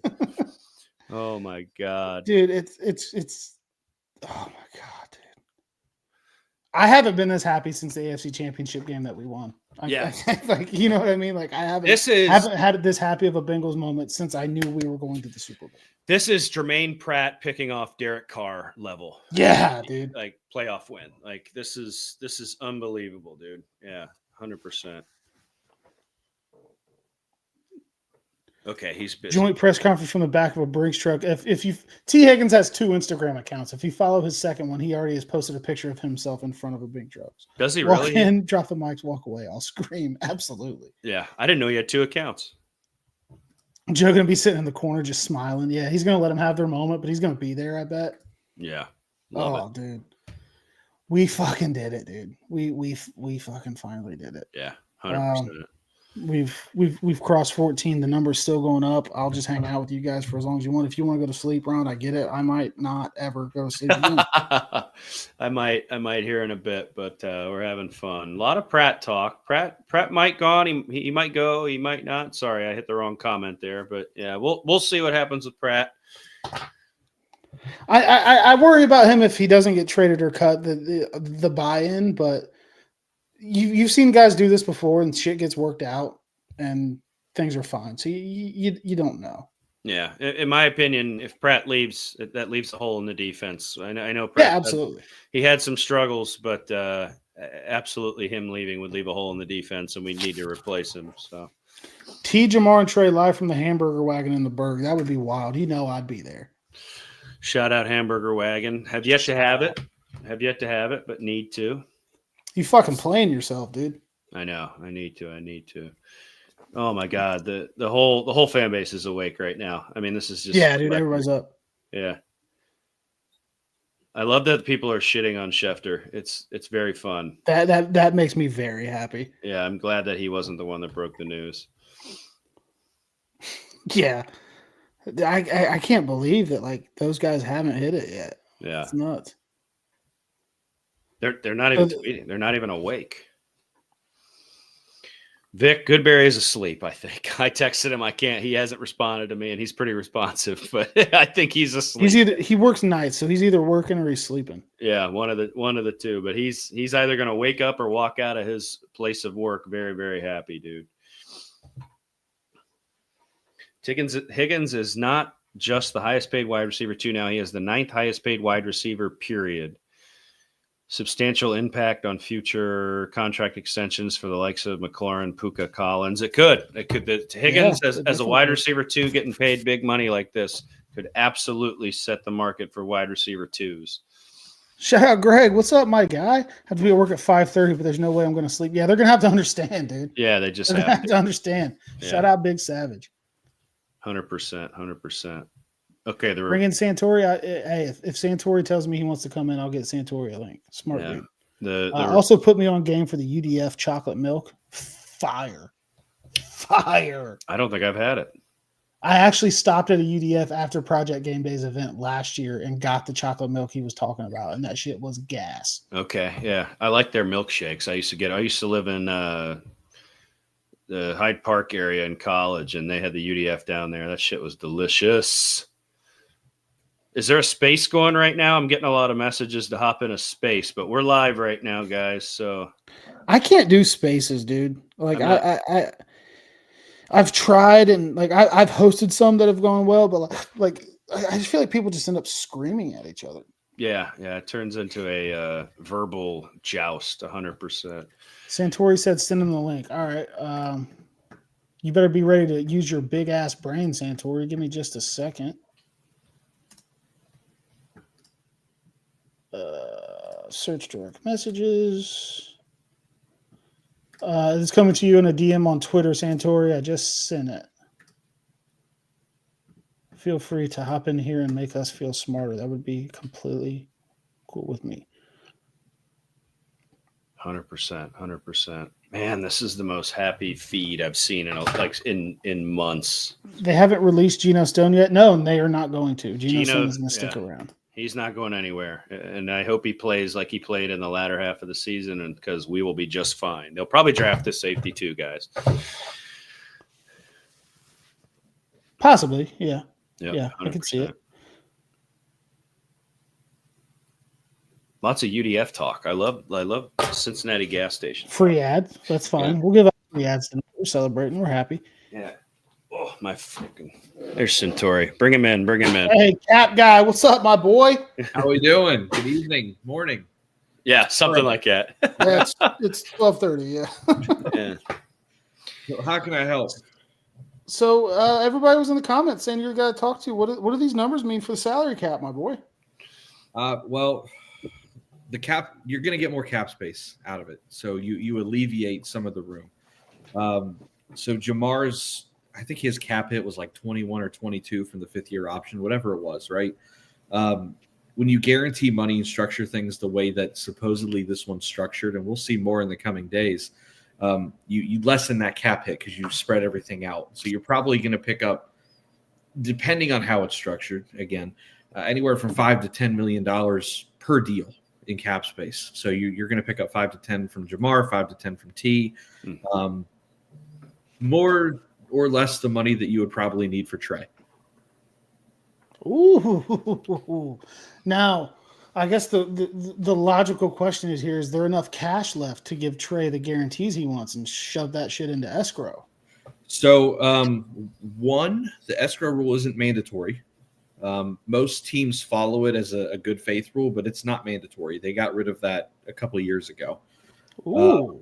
So if they don't see the need to, they won't. Most teams still like to do it because it's a good faith thing. You know, you get the check out, you get the money out where it's supposed to be. Players like knowing that it's there. Sure. The Bengals typically spend, in terms of their cash allotment to the cap, a ratio of like 108 to 112% on average. You know, some years are a little higher, a little less. I'll still have to see the cash flow on this, but they didn't have a ton of cash set aside this year already. I think before the savings, when they cut everybody, they still had like 180 million to 200 million in cash that they could still spend. Okay. They're allowed to spend as much as they want. Cash is kind of like Major League Baseball. If you've got it, spend it. It's a matter of just fitting it within the parameters of the cap. It's up to Mike Brown, really. And judging by the last 2 deals, it wouldn't surprise me if they do it. Okay. Love that. Love that. I think the momentum the last couple of days has been towards talks with Trey opening back up. Malik was on here earlier. He said he knows that the Bengals have offered him $23 million. Yeah. That's obviously got to go up, right? Like we got to get up from there. That seems a little light. I think what worked to Trey's advantage is, and this is more or less what I thought was going to happen when they said that he was going to go request a trade. That trade request allows him to see what his market actually is. So if he really feels like he's being slighted by $23 million, which he may have been, we'll see in the coming days. You know, if he went out and 5 or 6 teams were offering trades that the Bengals didn't want to match, but part of that trade was a new contract, if he's seeing anything from 28, 29, 30, 31, whatever, he can now come back with a little bit of ammunition for his negotiations of, hey, 5 teams were offering me 28 to 30, because that's kind of the gut feel that I get for his value, and that kind of resets the negotiation. 28 or 29 gets trade down. I could see that. It'll probably be in that ballpark. I mean, I thought T was going to get 30 to 31, and he came back at 28.7. That's what I said. We've got T at a bargain in my eyes. Like, shout out to him, dude. What a guy. He could have cleared that on the open market. Like, he took a discount. Well, he took. We've always said he was going to be the one that would have to. Mulligetta wasn't going to let it happen. Yeah. Mulligetta. Yeah, this never happens if he's still with Mulligetta. He made that change for a reason, and it's just, you got to give him a big shout out, man, because he could have definitely gotten more out there. Chase, I don't think he was really interested in not becoming the highest paid non-quarterback. I think that Triple Crown didn't get me done last year. So, like, I think that, like, that shows a lot to T. Higgins. And when he was drafted, he said he was a Bengals fan. He liked watching AJ Green growing up. Like, shout out to him, man, for really taking that haircut to stick around and make this thing happen. Truly, because I mean, you hear year in and year out, whether it's the Reds, Bengals, whatever. I love Cincinnati. I want to stay Cincinnati, and then seemingly something happens, whether it's negotiations, a breakdown, a trade, whatever, where the guy doesn't stay. It is, at least it seems in my eyes, few and far between that a guy says, I love it here, I want to stay here, and they do what they needed to do on their end to make it happen. You know, I do believe T probably took less money to stay here. Yeah, absolutely. And you know, there's been the cap tweet and all that, and like it just feels so good to just have all that shit behind us. You know, we've been on here for a while and we've said over and over again, we know there's still work to do. You need guards, you need help on defense, but like we just got to celebrate this moment because like a guy like T. Higgins could have got Carolina to give him 35 a year, you know, or something like that. I don't doubt that. I mean, you remember what Christian Kirk got from the Jaguars like 3 or 4 years ago, whatever it was. And we were He's the one that started all this. Yeah, we're like, that's the guy that reset it. Ooh. Yeah, it's nuts. I love that he took a little hometown discount. I mean, wants to win a championship here with his boys. So I love it. This city and this fan base needs to thank that guy. I mean, we really, really do. No, and I'm, one of the biggest, I guess you'd call it a pessimist out there. I mean, you can read my tweets and I'm like, we still need to do this. I try to be really level-headed. There is still reason to be excited. Mm-hmm. It is reported that T's got 2 years of guarantees in that contract, which the Bengals have before tonight only ever done that one time in the last 55 years, and that was Joe.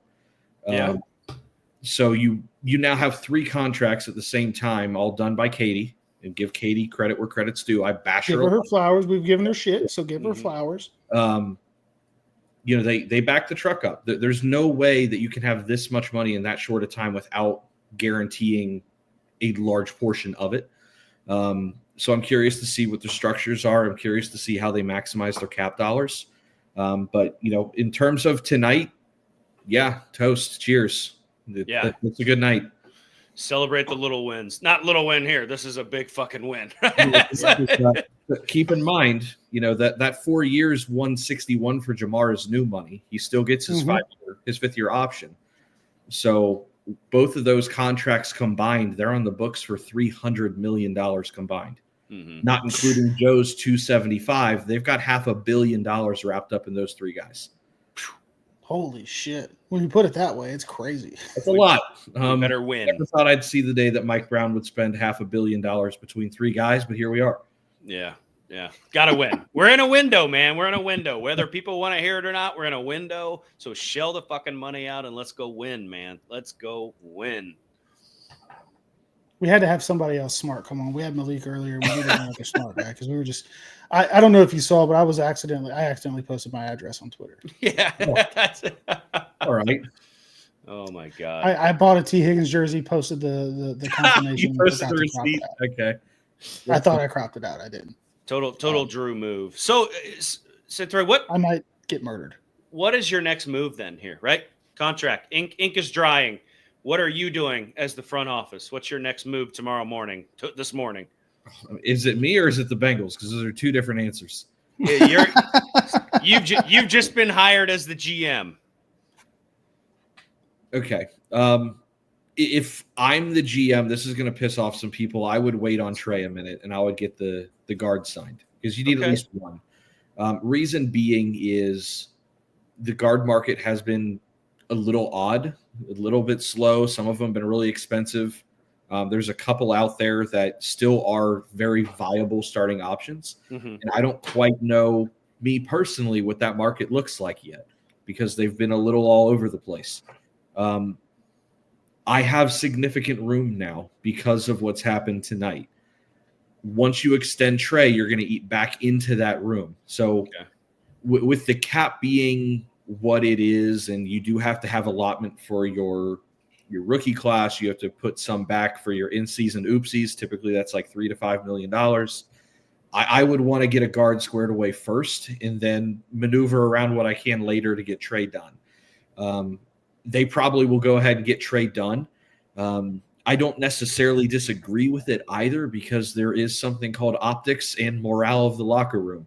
Right. And it's going to make everybody in that room really, really happy. And we've heard as of late that a lot of the slow start last year was because people were really pissed off with what was going on with Jamar. So the more of that stuff you can get cleared out of the way earlier, the better. But in terms of bookkeeping purposes, I might try the guard first. But I'm not going to be mad either way. Get them done. Yeah, that makes sense. I respect that. I absolutely do, right? Yeah, because like you've got Trey for a year, right? Even if worst case scenario is he does some kind of holdout bullshit, but I don't know if I see that happening. But you've got him playing at least this year, so maybe you lock in a position of immediate need that doesn't exist this year, right? So right. I respect that. No, I definitely think that's an avenue that they could take. I want to see them both happen tomorrow, right? But I don't know. We'll see. They might need to take a nap after dishing out this money, so we might not see any movement for a couple of days. Yeah, I wouldn't be surprised if it takes until Wednesday or Thursday before anything else happens. Yeah, get past that sticker shock. Mm-hmm. Yeah, give it a couple days. We'll see what happens. 100%. Absolutely. And I don't know if you saw before I sent you the link, but shout out to you for plugging me on the UDF chocolate milk. I talked to serious chocolate. Yeah. I talked about the draft event a little bit earlier to let people know about that, and then I segued that into leaving last year's event, trying the chocolate milk you told me about, and it was gas. It's basically a half gallon of melted ice cream. So if you're not careful, it's very rich. Yum. I drank the whole thing on my drive home. Not for the faint of heart. Oh my God, jeez. So plug your event here, man. What's going on? We would talk about it. We're talking about it. We absolutely love it. Go ahead and talk about it. Yeah, so I'm with Project Game Day. There's like 9 of us that, I'm sure you guys have gone over it a little bit, but Cliff Notes version, we help send people with disabilities or veterans to Bengal games. A lot of times it's their first Bengal game. A lot of situations otherwise where people may not be able to get to a game on their own means, because let's be honest, NFL games are not cheap anymore. So we take them to a tailgate, show them a good time. I know you guys typically bop down there pretty frequently. Yeah. Every week. Beer, good food. And one thing that we have started doing every year is we have a draft party on night 2 of the draft, so rounds 2 and 3. This year it's at the Foaling Warehouse down in Cincinnati. And $30 a ticket gets you in, get you games, get you food, get you to watch the draft, get to watch me eat a bunch of we have Gold Star chili and Midwest Best helping us out with some food this year. There's going to be some raffle items and a good time. That's awesome. Awesome. Good cause, man. Love to hear it. Well, hey, man, we appreciate you hopping on here. Again, need somebody that can do, remedial math better than we can to come in here and talk about these contracts. We'll see you on Twitter, dude. We'll keep talking. We'll keep in touch. Sure. Can I give one last nugget? And I think it'll ease a little bit of people's minds about the math. Yep. Go ahead. One of the things that I always look at is what is the average annual value as a proportion of the year's salary cap? Okay. That's going to always give you an idea of where the top dollar is. Traditionally speaking, when wide receivers get paid, that next guy, the guy that always resets the market, right? They always fall around 13.5% to 14%. So, like, for example, Jamar Chase's 40.25 average annual value, right? Out of 280 million on your cap, that falls around 14.4%. Okay. This is just the normal market share for the position. The numbers seem big. This is the normal slice of the pie, as Mike Brown would put it. So the numbers may seem a little daunting. It's a traditional extension. So they put their money where their mouth was, did what they were supposed to do. It's nothing outrageous. So don't let people tell you that they can't afford it or it was too over the top. Okay. This is just the market. There's just a larger cap, so the number looks bigger.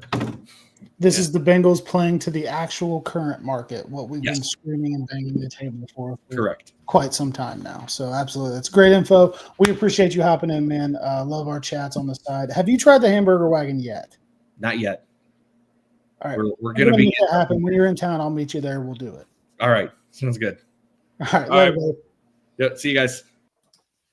I love when people can come on and talk that stuff that I have no Hell fucking yeah. clue about. Yeah, absolutely. We're almost at 15,000 here. This is absolutely absurd. I want to point out that there's a super fan that you guys know by the name of Bengals Captain, absolutely scorched earth fucking people up on the internet right now. I love that. He Let's take a is. look. He's going after guys that are posting underneath accounts like ML Football, like with jersey edits of T. Higgins as a Patriot and stuff, and he's just aged like milk. Just he's killing them right now. Damn, looks like this didn't happen. Oh damn, great, absolutely love it, love it, love it, love it. He's cooking, dude. He's cooking. He's absolutely crushing people. Orlando Brown just commented under T. Higgins' post with the handshake emoji. The boys are up. The boys are excited. The team is ready to go. Absolutely love it. Love it. Love it. Some guy by the name of Mike Honcho just tweeted at Drew Garrison is a loser. Shout out to you. Whatever. Dude, the internet is absolutely insane right now. Yeah, it's going wild. It's going nuts. Comments are popping off. Comments are going nuts. They're still flying in. Santori dropping gems. Absolutely. Absolutely. Yeah, smart dude. Smart guy. 100%. Yeah. New kid, we do have enough to get Trey back. We just kind of talked about that a little bit. I think it's going to happen. I don't think the initial offer is going to hit, but I think the bump up will get him there. Any reason why they resigned them at the same time? I don't know, man. I think that it was important to them. They're represented by the same agency, so I think it was important to them to make sure that they did it. It's kind of like Step Brothers. We'll be interviewing as a team. I think Goodberry posted the meme of them saying we'll be negotiating as a team. I think that they're very, very good friends. T went to Jamar's agency to help get this done, and I think that they wanted to have that announcement in that moment together, and I think that's cool as hell.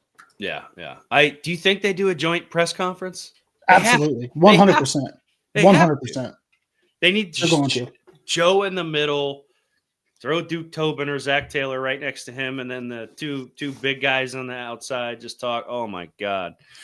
No, I don't think Burrow's going to be there. I think Burrow's going to give them their moment. He'll be sitting there. He'll be sitting somewhere watching, but he's going to give them their moment on the stage. I think probably. But he'll definitely be in the building.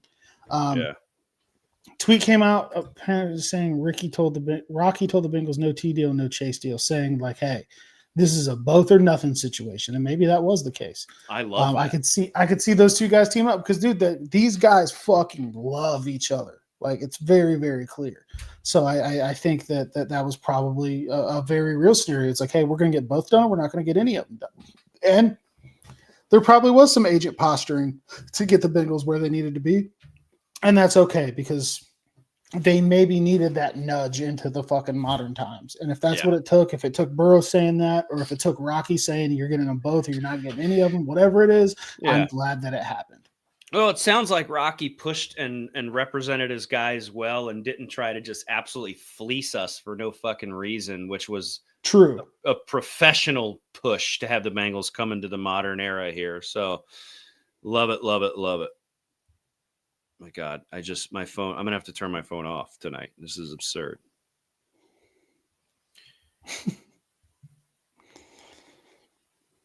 Yeah, dude, it is going wild. I've got notifications on apps that I don't even use. Yeah. I didn't even know I had a Threads account. What the fuck? Yeah. I've never threaded anything in my life. No. But yeah, dude, it's just good stuff going on forever. Like it's just all over the place. Do you think Rap will tweet per Jordan Schultz tomorrow while also drinking Starbucks? I don't think that's going to happen. That is a wild nugget to this insider beef. It's like this is a very, very big scoop, and it's still like, from what I can see, silent on the Schefter and Rap sheet fronts, and old Schultz is just flexing his muscles. I mean, how are those guys asleep right now? I mean, they had to have seen it coming. Yeah, LASIK, I love. Dude, the LASIK.com account is great. Yes. It Yeah. is phenomenal, dude. Yeah. And I love that they're calling out Adam Schefter. And a lot of people don't know this. I haven't told a lot of people this. I'm doing this through a lot of tooth pain. I got a fucked up tooth in here. This this might be my flu game. Oh no. Oh no. We're about. Yeah, they're mad. They're mad because the Bengals didn't leak them info. That could very well. Yeah, James was all over this. He was tweeting today like it was done. He was like, "Deals are done. Fuck it." Like he was all over it, man. Yeah. I mean, and that's like it came out. I think it was yesterday. Well, 2 days ago now. I guess whatever. It's after midnight. And I was I was sitting in front of my computer with these graphics, like waiting for the tweet to put on it. But I was like, all right, I'm just gonna sit here and it's gonna happen eventually. Yeah. Finally, I had to go to bed. But yeah. Man. It's just I don't know, dude. It's just such a weight lifted off. Like you can exhale. These guys, like you look at the offense last year when T would go off the field, and sometimes it came to a screeching halt. Yeah, it did. Well, I mean, they have to respect him, T. Higgins, while also trying to figure out how to stop the freak that is Jamar Chase. I mean, it's an impossible task. It's unbelievable. And then all of a sudden we throw Gesicki in there who can also catch. And it's a nightmare for teams, especially when Joe Burrow's the one throwing the football. There's no way to stop it. I mean, dude, imagine, I hope it's week 1. We don't know the schedule yet, obviously. No. I hope it's week 1, but either way, imagine that home opener when they announce T, those T, it's going to hit harder than ever. Yeah. And he's got to feel so much better because this contract shit, like it's got to weigh over a guy's head, right? Like you're talking about money that changes your life, your family's life. Like there's backstory on what like his family's been through, through these points. Like that had to weigh on him all last year, all the year before. And now he can just fucking go play football and be free, and just do what he does best. You don't have to worry about the contract thing. If he gets dinged up, you're not gonna have people on the internet saying, "Oh, he's just sitting out because he doesn't have a contract." Like it's all done. We know it's there. And like Chase, you always knew it was going to get done with Chase in Cincinnati. Like you knew there was no way they were letting Jamar Chase leave Cincinnati. But now that T has it, it's just, I can't state how important that is. We talk about the early season, man. Like, do we lose the Patriots game if Jamar Chase has his deal a month before the season? Probably not. No. Like that shit weighs. He was negotiating up until kickoff damn near. Like all of that shit's done. I think that helps with the slow starts. Obviously, there's more work to do to get that shit right because it's been a thing before the contracts were an issue, but it helps. So like it's just oh my God. It's just so good.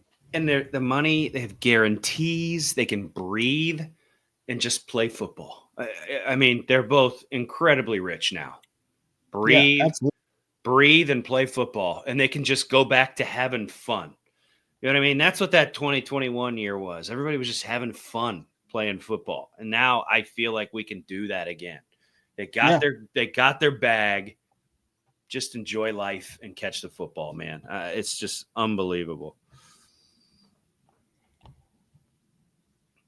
Sorry, guys. We're just like locked in on the timeline, seeing what's going on, live reacting to whatever we see with you guys.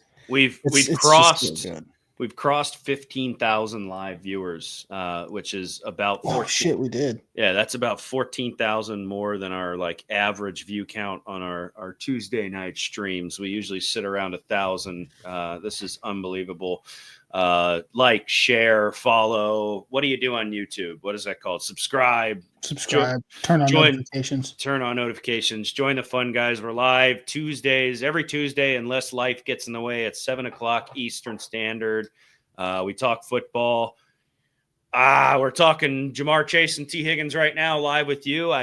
We're probably going to talk about it a little more intelligently and less tired on Tuesday again, but tune in. I can't promise to be more intelligent. But. Yeah, I can't. Oh my God. Is it okay to be insufferable to all the haters on Twitter? It is encouraged, Corey. Yeah. It is not only okay, it is encouraged. I cook those fucking frauds. Yeah, you've got about 8 hours of free reign right now. Yeah, just say whatever you want.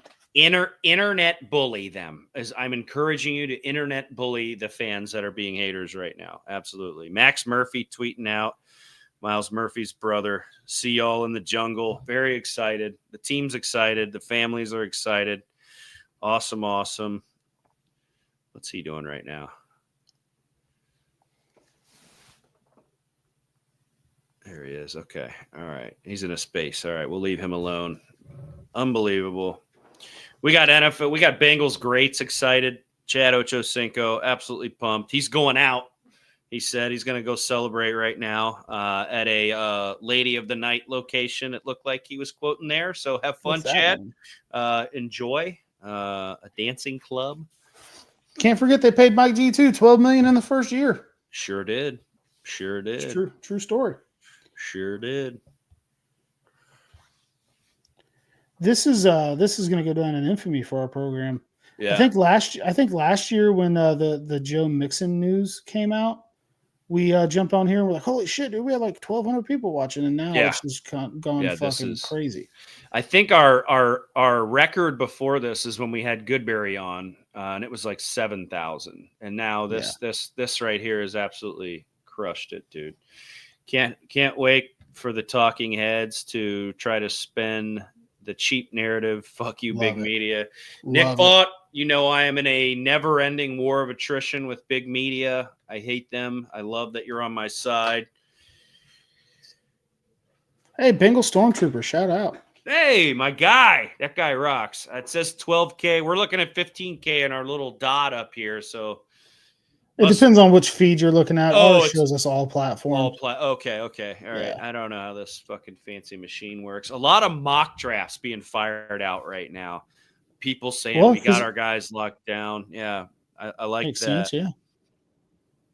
So we have the highest paid wide receiver in the NFL, the highest paid wide receiver 2 in the NFL, and T. Higgins, who is also, we've been told, the 9th paid highest receiver overall and the 2nd highest paid quarterback ever in the NFL. So the cheap narrative might need to just fucking go out the window, man. I mean, we're spending money. Oh, my God, dude. Shout out to my boy Donnie Quillen. He just tweeted this. Yes. No caption. Just Schefter looking upset. Oh, I love that so much. Yeah, fuck Chris Canny, dude. Fuck Chris Canny hard. Fuck him with the pen they signed those contracts with. I hate that dude. Yeah, that guy, he's one of the worst. He and Chase Daniel can both fucking. I'll leave it at that. Dude, it's real, dog. Like it is. It's real. It doesn't feel real, but it is. It's going to hit me in the morning when I wake up and I'm taking my kids to school exhausted as hell at 6:30, but we did it. We did it. Unbelievable. My timeline is electric. It's so fun to see this many Bengals fans celebrating. I know, dude. It's unbelievable. A lot of fans from other teams chiming in too. A lot are complimentary. Yes, I remember that tweet. Yeah. Throw that shit out now, dude. Throw it out again. I just retweeted my own tweet. I think you're allowed to do that at times like this. Absolutely. 100%. Oh, all right. My God, dude. Well, we're flirting with 1 a.m. here, over 15,000 followers. You want to close this thing out and prep for a show Tuesday? I think we just unloaded the clip, didn't we? I don't know. Like, what the fuck are we going to talk about Tuesday? We're going to have plenty to talk about Tuesday. Yeah, we're going to have a lot to talk about Tuesday. There'll be a lot of smart people tweeting tomorrow, and we'll be able to get numbers and stuff and talk about that. We'll throw some tweets up on the screen and talk about numbers and cap, and maybe try to get someone on here that's smarter than us again. And just saw T's deal has incentives to get him to over 30 mil. Okay. All right. That's good. I'll take it. That's fine. Even at 30, I'm like, holy shit. I thought we were going to be looking at 35 a year. 100%. Yeah, absolutely. Yeah. And Jamar is even a few million less than I thought it was going to be. So thank you, Josh. Thank all of you that are watching. Don't thank us. All we did was turn on cameras and microphones. Shout out to you guys for tuning in and rocking out with us for 2 hours now. We're really approaching the 2 hours. Yeah, we should have some. We'll probably have a little bit better idea of the cap numbers on Tuesday's show. The first wave is always the years, the average annual value, the guarantee, and then the smart cap people are able to see more details, break it down, and tell us what exactly it means cap wise. So absolutely, 100%. Can't wait to see what our girl Kay Adams has to say. Shout out Kay Adams. She loves the Bengals. She's one of the good big media personalities that shines some positive light on the Bengals. Big shout out to her. I'm gonna see what she's doing Tuesday. No promises, but let's try to lock this in. Yeah. Guys, we absolutely friggin' love you. We're killing it here, over 15,000. It's almost 1:00 in the morning. I wish I could go all night. But are you gonna stay on or are you gonna hop off too? I might stay on for a minute if you're cool with that. Yeah, I don't care, man. Run this goddamn show. Just see what happens. I'm gonna leave you guys with a hooday. I love you guys. I appreciate you guys. I can't believe it. It's real. We signed our boys. Let's go win a fucking championship. Absolutely, my brother. I don't know. I'll dick around on here for a little bit longer, but I'll probably wrap it up soon too. I do have to work in the morning. See you guys. Have a great day impressing Elon tomorrow, says Ryan. I will. Later, dude. Oh, man. We have been anticipating this for quite some time. We've been talking about it for the last 3 or 4 days, trying to coordinate when we would be able to do this. So it's awesome to be able to roll it out. And, I'm just not ready to go yet. I'm not leaving. I'm not fucking leaving. I'm just staying. My neighbor probably just heard me yell that, but it's fine. Swinging a big stick. I'm going to see what Kay is doing Tuesday. Big flex. Yeah, shit happens sometimes, dude. I don't know if he has. I don't know. I don't have that relationship with Kay Adams, but maybe he does. The timeline is just. It's happy, dude. It's just joy. It's just joy all over the place. People are happy. They're smiling. Some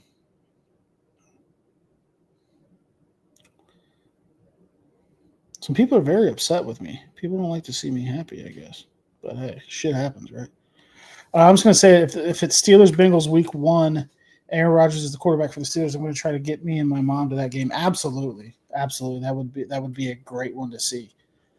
That would be a great one to see. I don't know. I think Aaron Rodgers wants to go to Minnesota, and he's just waiting on Minnesota to tell him that they want him, and they're not going to go with my boy J.J. McCarthy again. I don't know, though. That's just based on what I'm seeing on the internet. Obviously, I don't have any inside information. It is just raining positivity. When was the last time you guys have seen the Bengals community all this positive? Because we get to fighting about dumb shit during the offseason, fighting over tailgating and fighting over opinions and fighting over mock drafts and fighting over free agents. And then, bam, Schulte bomb hits you about 11 o'clock, and everybody's just happy. Yeah, dude, Paycor at the home opener, just imagine. Knowing these guys are locked up, it's all over. They're going to announce the offense. You know they're going to announce the offense. It's going to be absolutely awesome. Already calling it, NFL will have Bengals versus Ravens in week 1. They usually make that a primetime game, one of the two. It's usually the one in Baltimore. Maybe we get the primetime one in Cincinnati this year. I think we deserve that. Yeah, I said that earlier. We haven't been this positive since beating the Chiefs in the AFC Championship game to go to the Super Bowl. This is the biggest moment to happen to us since then. Rodgers knows he won't last in this conference. Lots of hits coming around. Shout out Elliot, like the stream. Elliot, I love you. You're a great human being. I'm glad that you're here.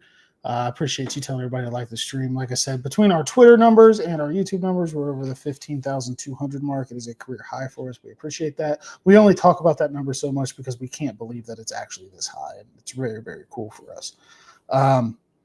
Elliot loves me back. Just a great human. Check out the guys on Chatterbox Sports. They'll have a lot to say tomorrow from 10A to 12P on their YouTube channel.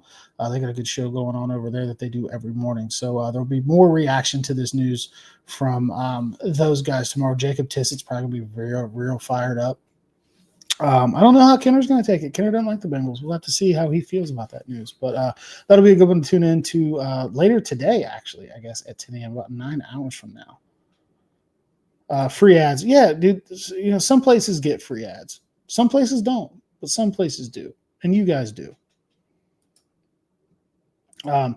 if Aaron does go to Minnesota, can we just change his name to Brett? It is kind of weird to do like that. I'm leaving Green Bay. I'm going to go to the Jets. It doesn't work out to the Jets, and I end up at the Packers. It is a very weird career trajectory to follow both of those guys through.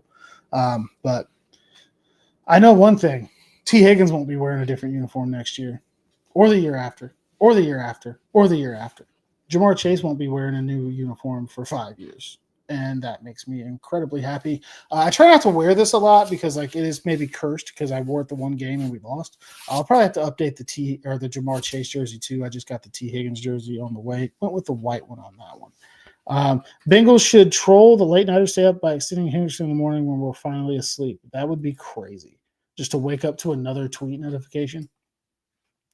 Honestly, the offense is one guy starred and another one drafted from being unstoppable. The defense will gel into gold. I'm highly optimistic in the young guys. Well, we saw improvement from the defense when the young guys finally got on the field last year. I can't understand starting Von Bell over Jordan Battle for as long as they did. I can't understand putting Sam Hubbard out there instead of Myles Murphy for as long as they did. I made Myles Murphy a believer. I just think he needed more of an opportunity. I'm glad that he's finally going to get that. Golden talked about drafting defensive players. He said, hey, we're not drafting them to sit next to us on the bench. We're drafting them to play.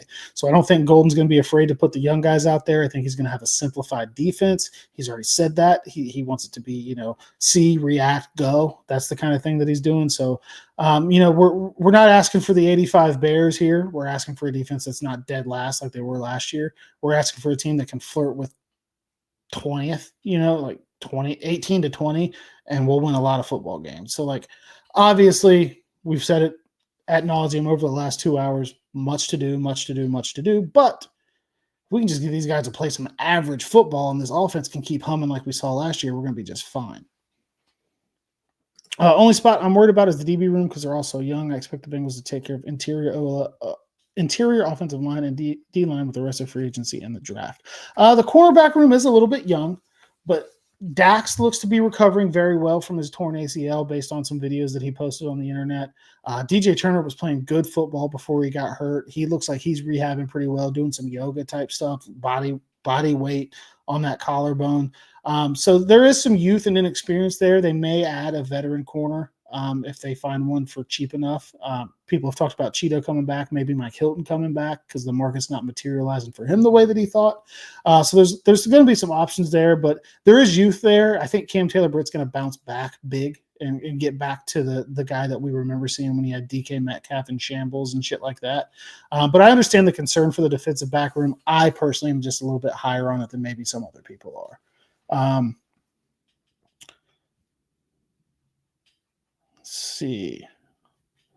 Try to get to some more comments here. I don't want you guys to feel like we're not getting them up there. Yeah, I'd take Mike back in a heartbeat too. If they can come to a deal that works for both sides and get him back in there. He's not the greatest in coverage. I'm not gonna lie, but he is a fucking demon off the edge, dude. I love that guy playing up in the box near the line of scrimmage. There's still value in Mike Hilton playing on the Cincinnati Bengals.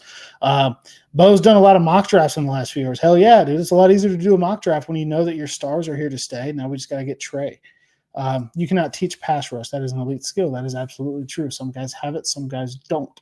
I believe Myles Murphy has it. I just don't think he's ever gotten enough of a chance to show it off, and I'm excited for him to have that this year.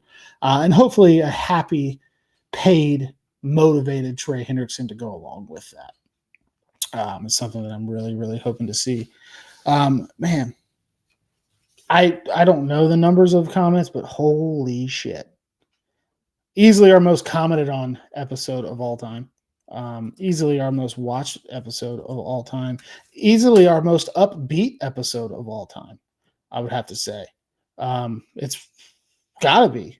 It's got to be the most upbeat we've ever been. We weren't running this show when the old days of the Super Bowl. So, yeah, it's definitely a career high for us in a lot of things.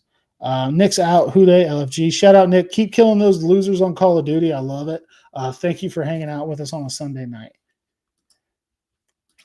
Do you think the lack of a buy-in by the defense before Week 13 last year means a different vibe this year? I do. Joseph Osai saying that in his press conference after he signed his extension was very telling to me. I don't know if it was them wanting the younger guys to get more play and guys not buying in because, why is Von Bell still out there? Why is Hubbard still out there? I don't know. You don't like hearing a guy say the defense finally bought in at the end of the year. We want them bought in week one, hungry, fire, and ready to go. But I think a new voice in Golden, a new scheme, new opportunity for some of these young guys is definitely going to lead to a better vibe for the defense. And I think if guys are happier, they're going to play better. They're going to practice harder. They're going to give a little bit more of that last rep. So I think that that can only mean good things, because when a guy doesn't buy in until 5 weeks left in the season, you have a problem somewhere. So hopefully a new voice can kind of change that. Numbers earned, brother. Y'all deserve that shit. Shout out to you, Josh. I appreciate it, man. We try to have a fun program for you guys, and maybe drop a little knowledge in there sometimes too. Already did that one. Who's your number one player or position group for the Bengals for the first pick in the draft now? It's got to be defensive line. It's got to be defensive line. It's either got to be a D tackle or an edge rusher.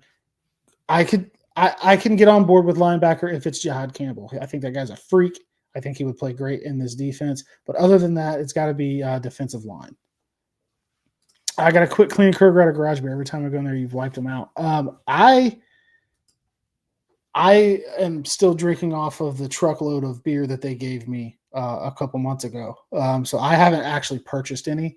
But don't be afraid to go to drinkgaragebeer.com, click the beer finder, put in your zip code. You can find other places that sell it. If your Kroger's out, head on down to the next spot and you can get it. I don't know exactly what area you live in, but most gas stations around here are starting to have it. Casey's is a big one. Casey's carries garage beer. I learned about that today. So check out them if you got one near you. I hope you get a real psycho in the draft. We're missing that on the defense. Yeah, you need a guy that's a little unhinged. You need a guy that's a little bit fucking nuts to really kind of drive things home. I think that's true. I think every defense needs that. I like that in Slayton. I posted a video, that he's got that dog in him, and it was a penalty. It was a penalty at a bad time in a big game. I'm not going to lie. But I like my defensive linemen to be just a little bit unhinged. And that's okay with me. Tony Tap on Garage Beer is proliferating, distributing at a wild rate. Man, that's such a big word. I don't even know how to read it, dude. You got to tone it down on this show. You got to get it from the Britannica down to the Urban Dictionary. I don't know. I don't really think I know what that word means. JPJ might be the pick for Psycho then after some of his reports. I don't know if we want to go that far. Would I be mad at Tate being our first pick this year? Ratledge? I don't think Ratledge is going to go as high as 17, but I think he could be there at 49. And if he is, you have to sprint to the podium to get that in there. Yeah, that's a 2-beer word, not a 10-beer word. Tony said, sorry, I'll be more fourth grade from here forward. You've met me in person a few times, Tony. You know I got to drop it down a little bit. Yeah, Ernest says, yes. I don't think Ratledge is a 17 overall pick at all. I don't think he goes in the first round, but he's a guy that I would be okay with trading up in the second to go get if we had to. But if he's there at 49, there should be no time left on the clock. That should just be the pick, and it's locked in. So that's kind of where I would leave that.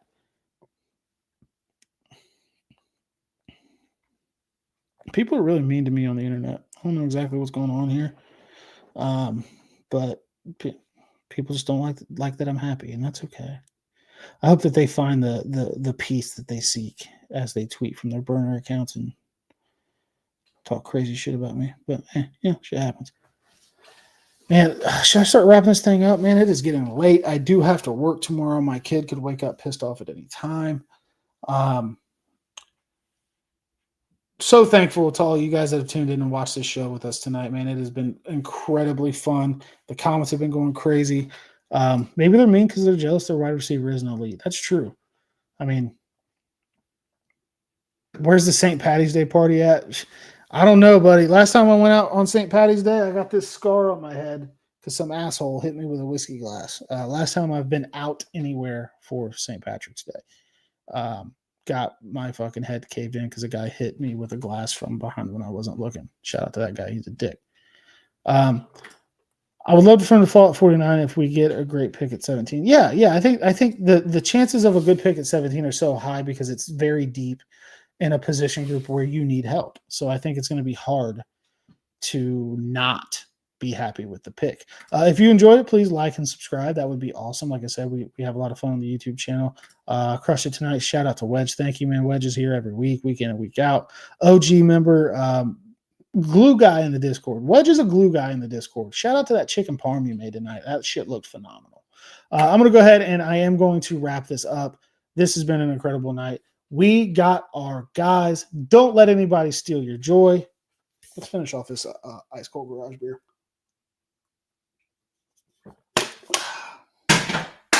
Who day?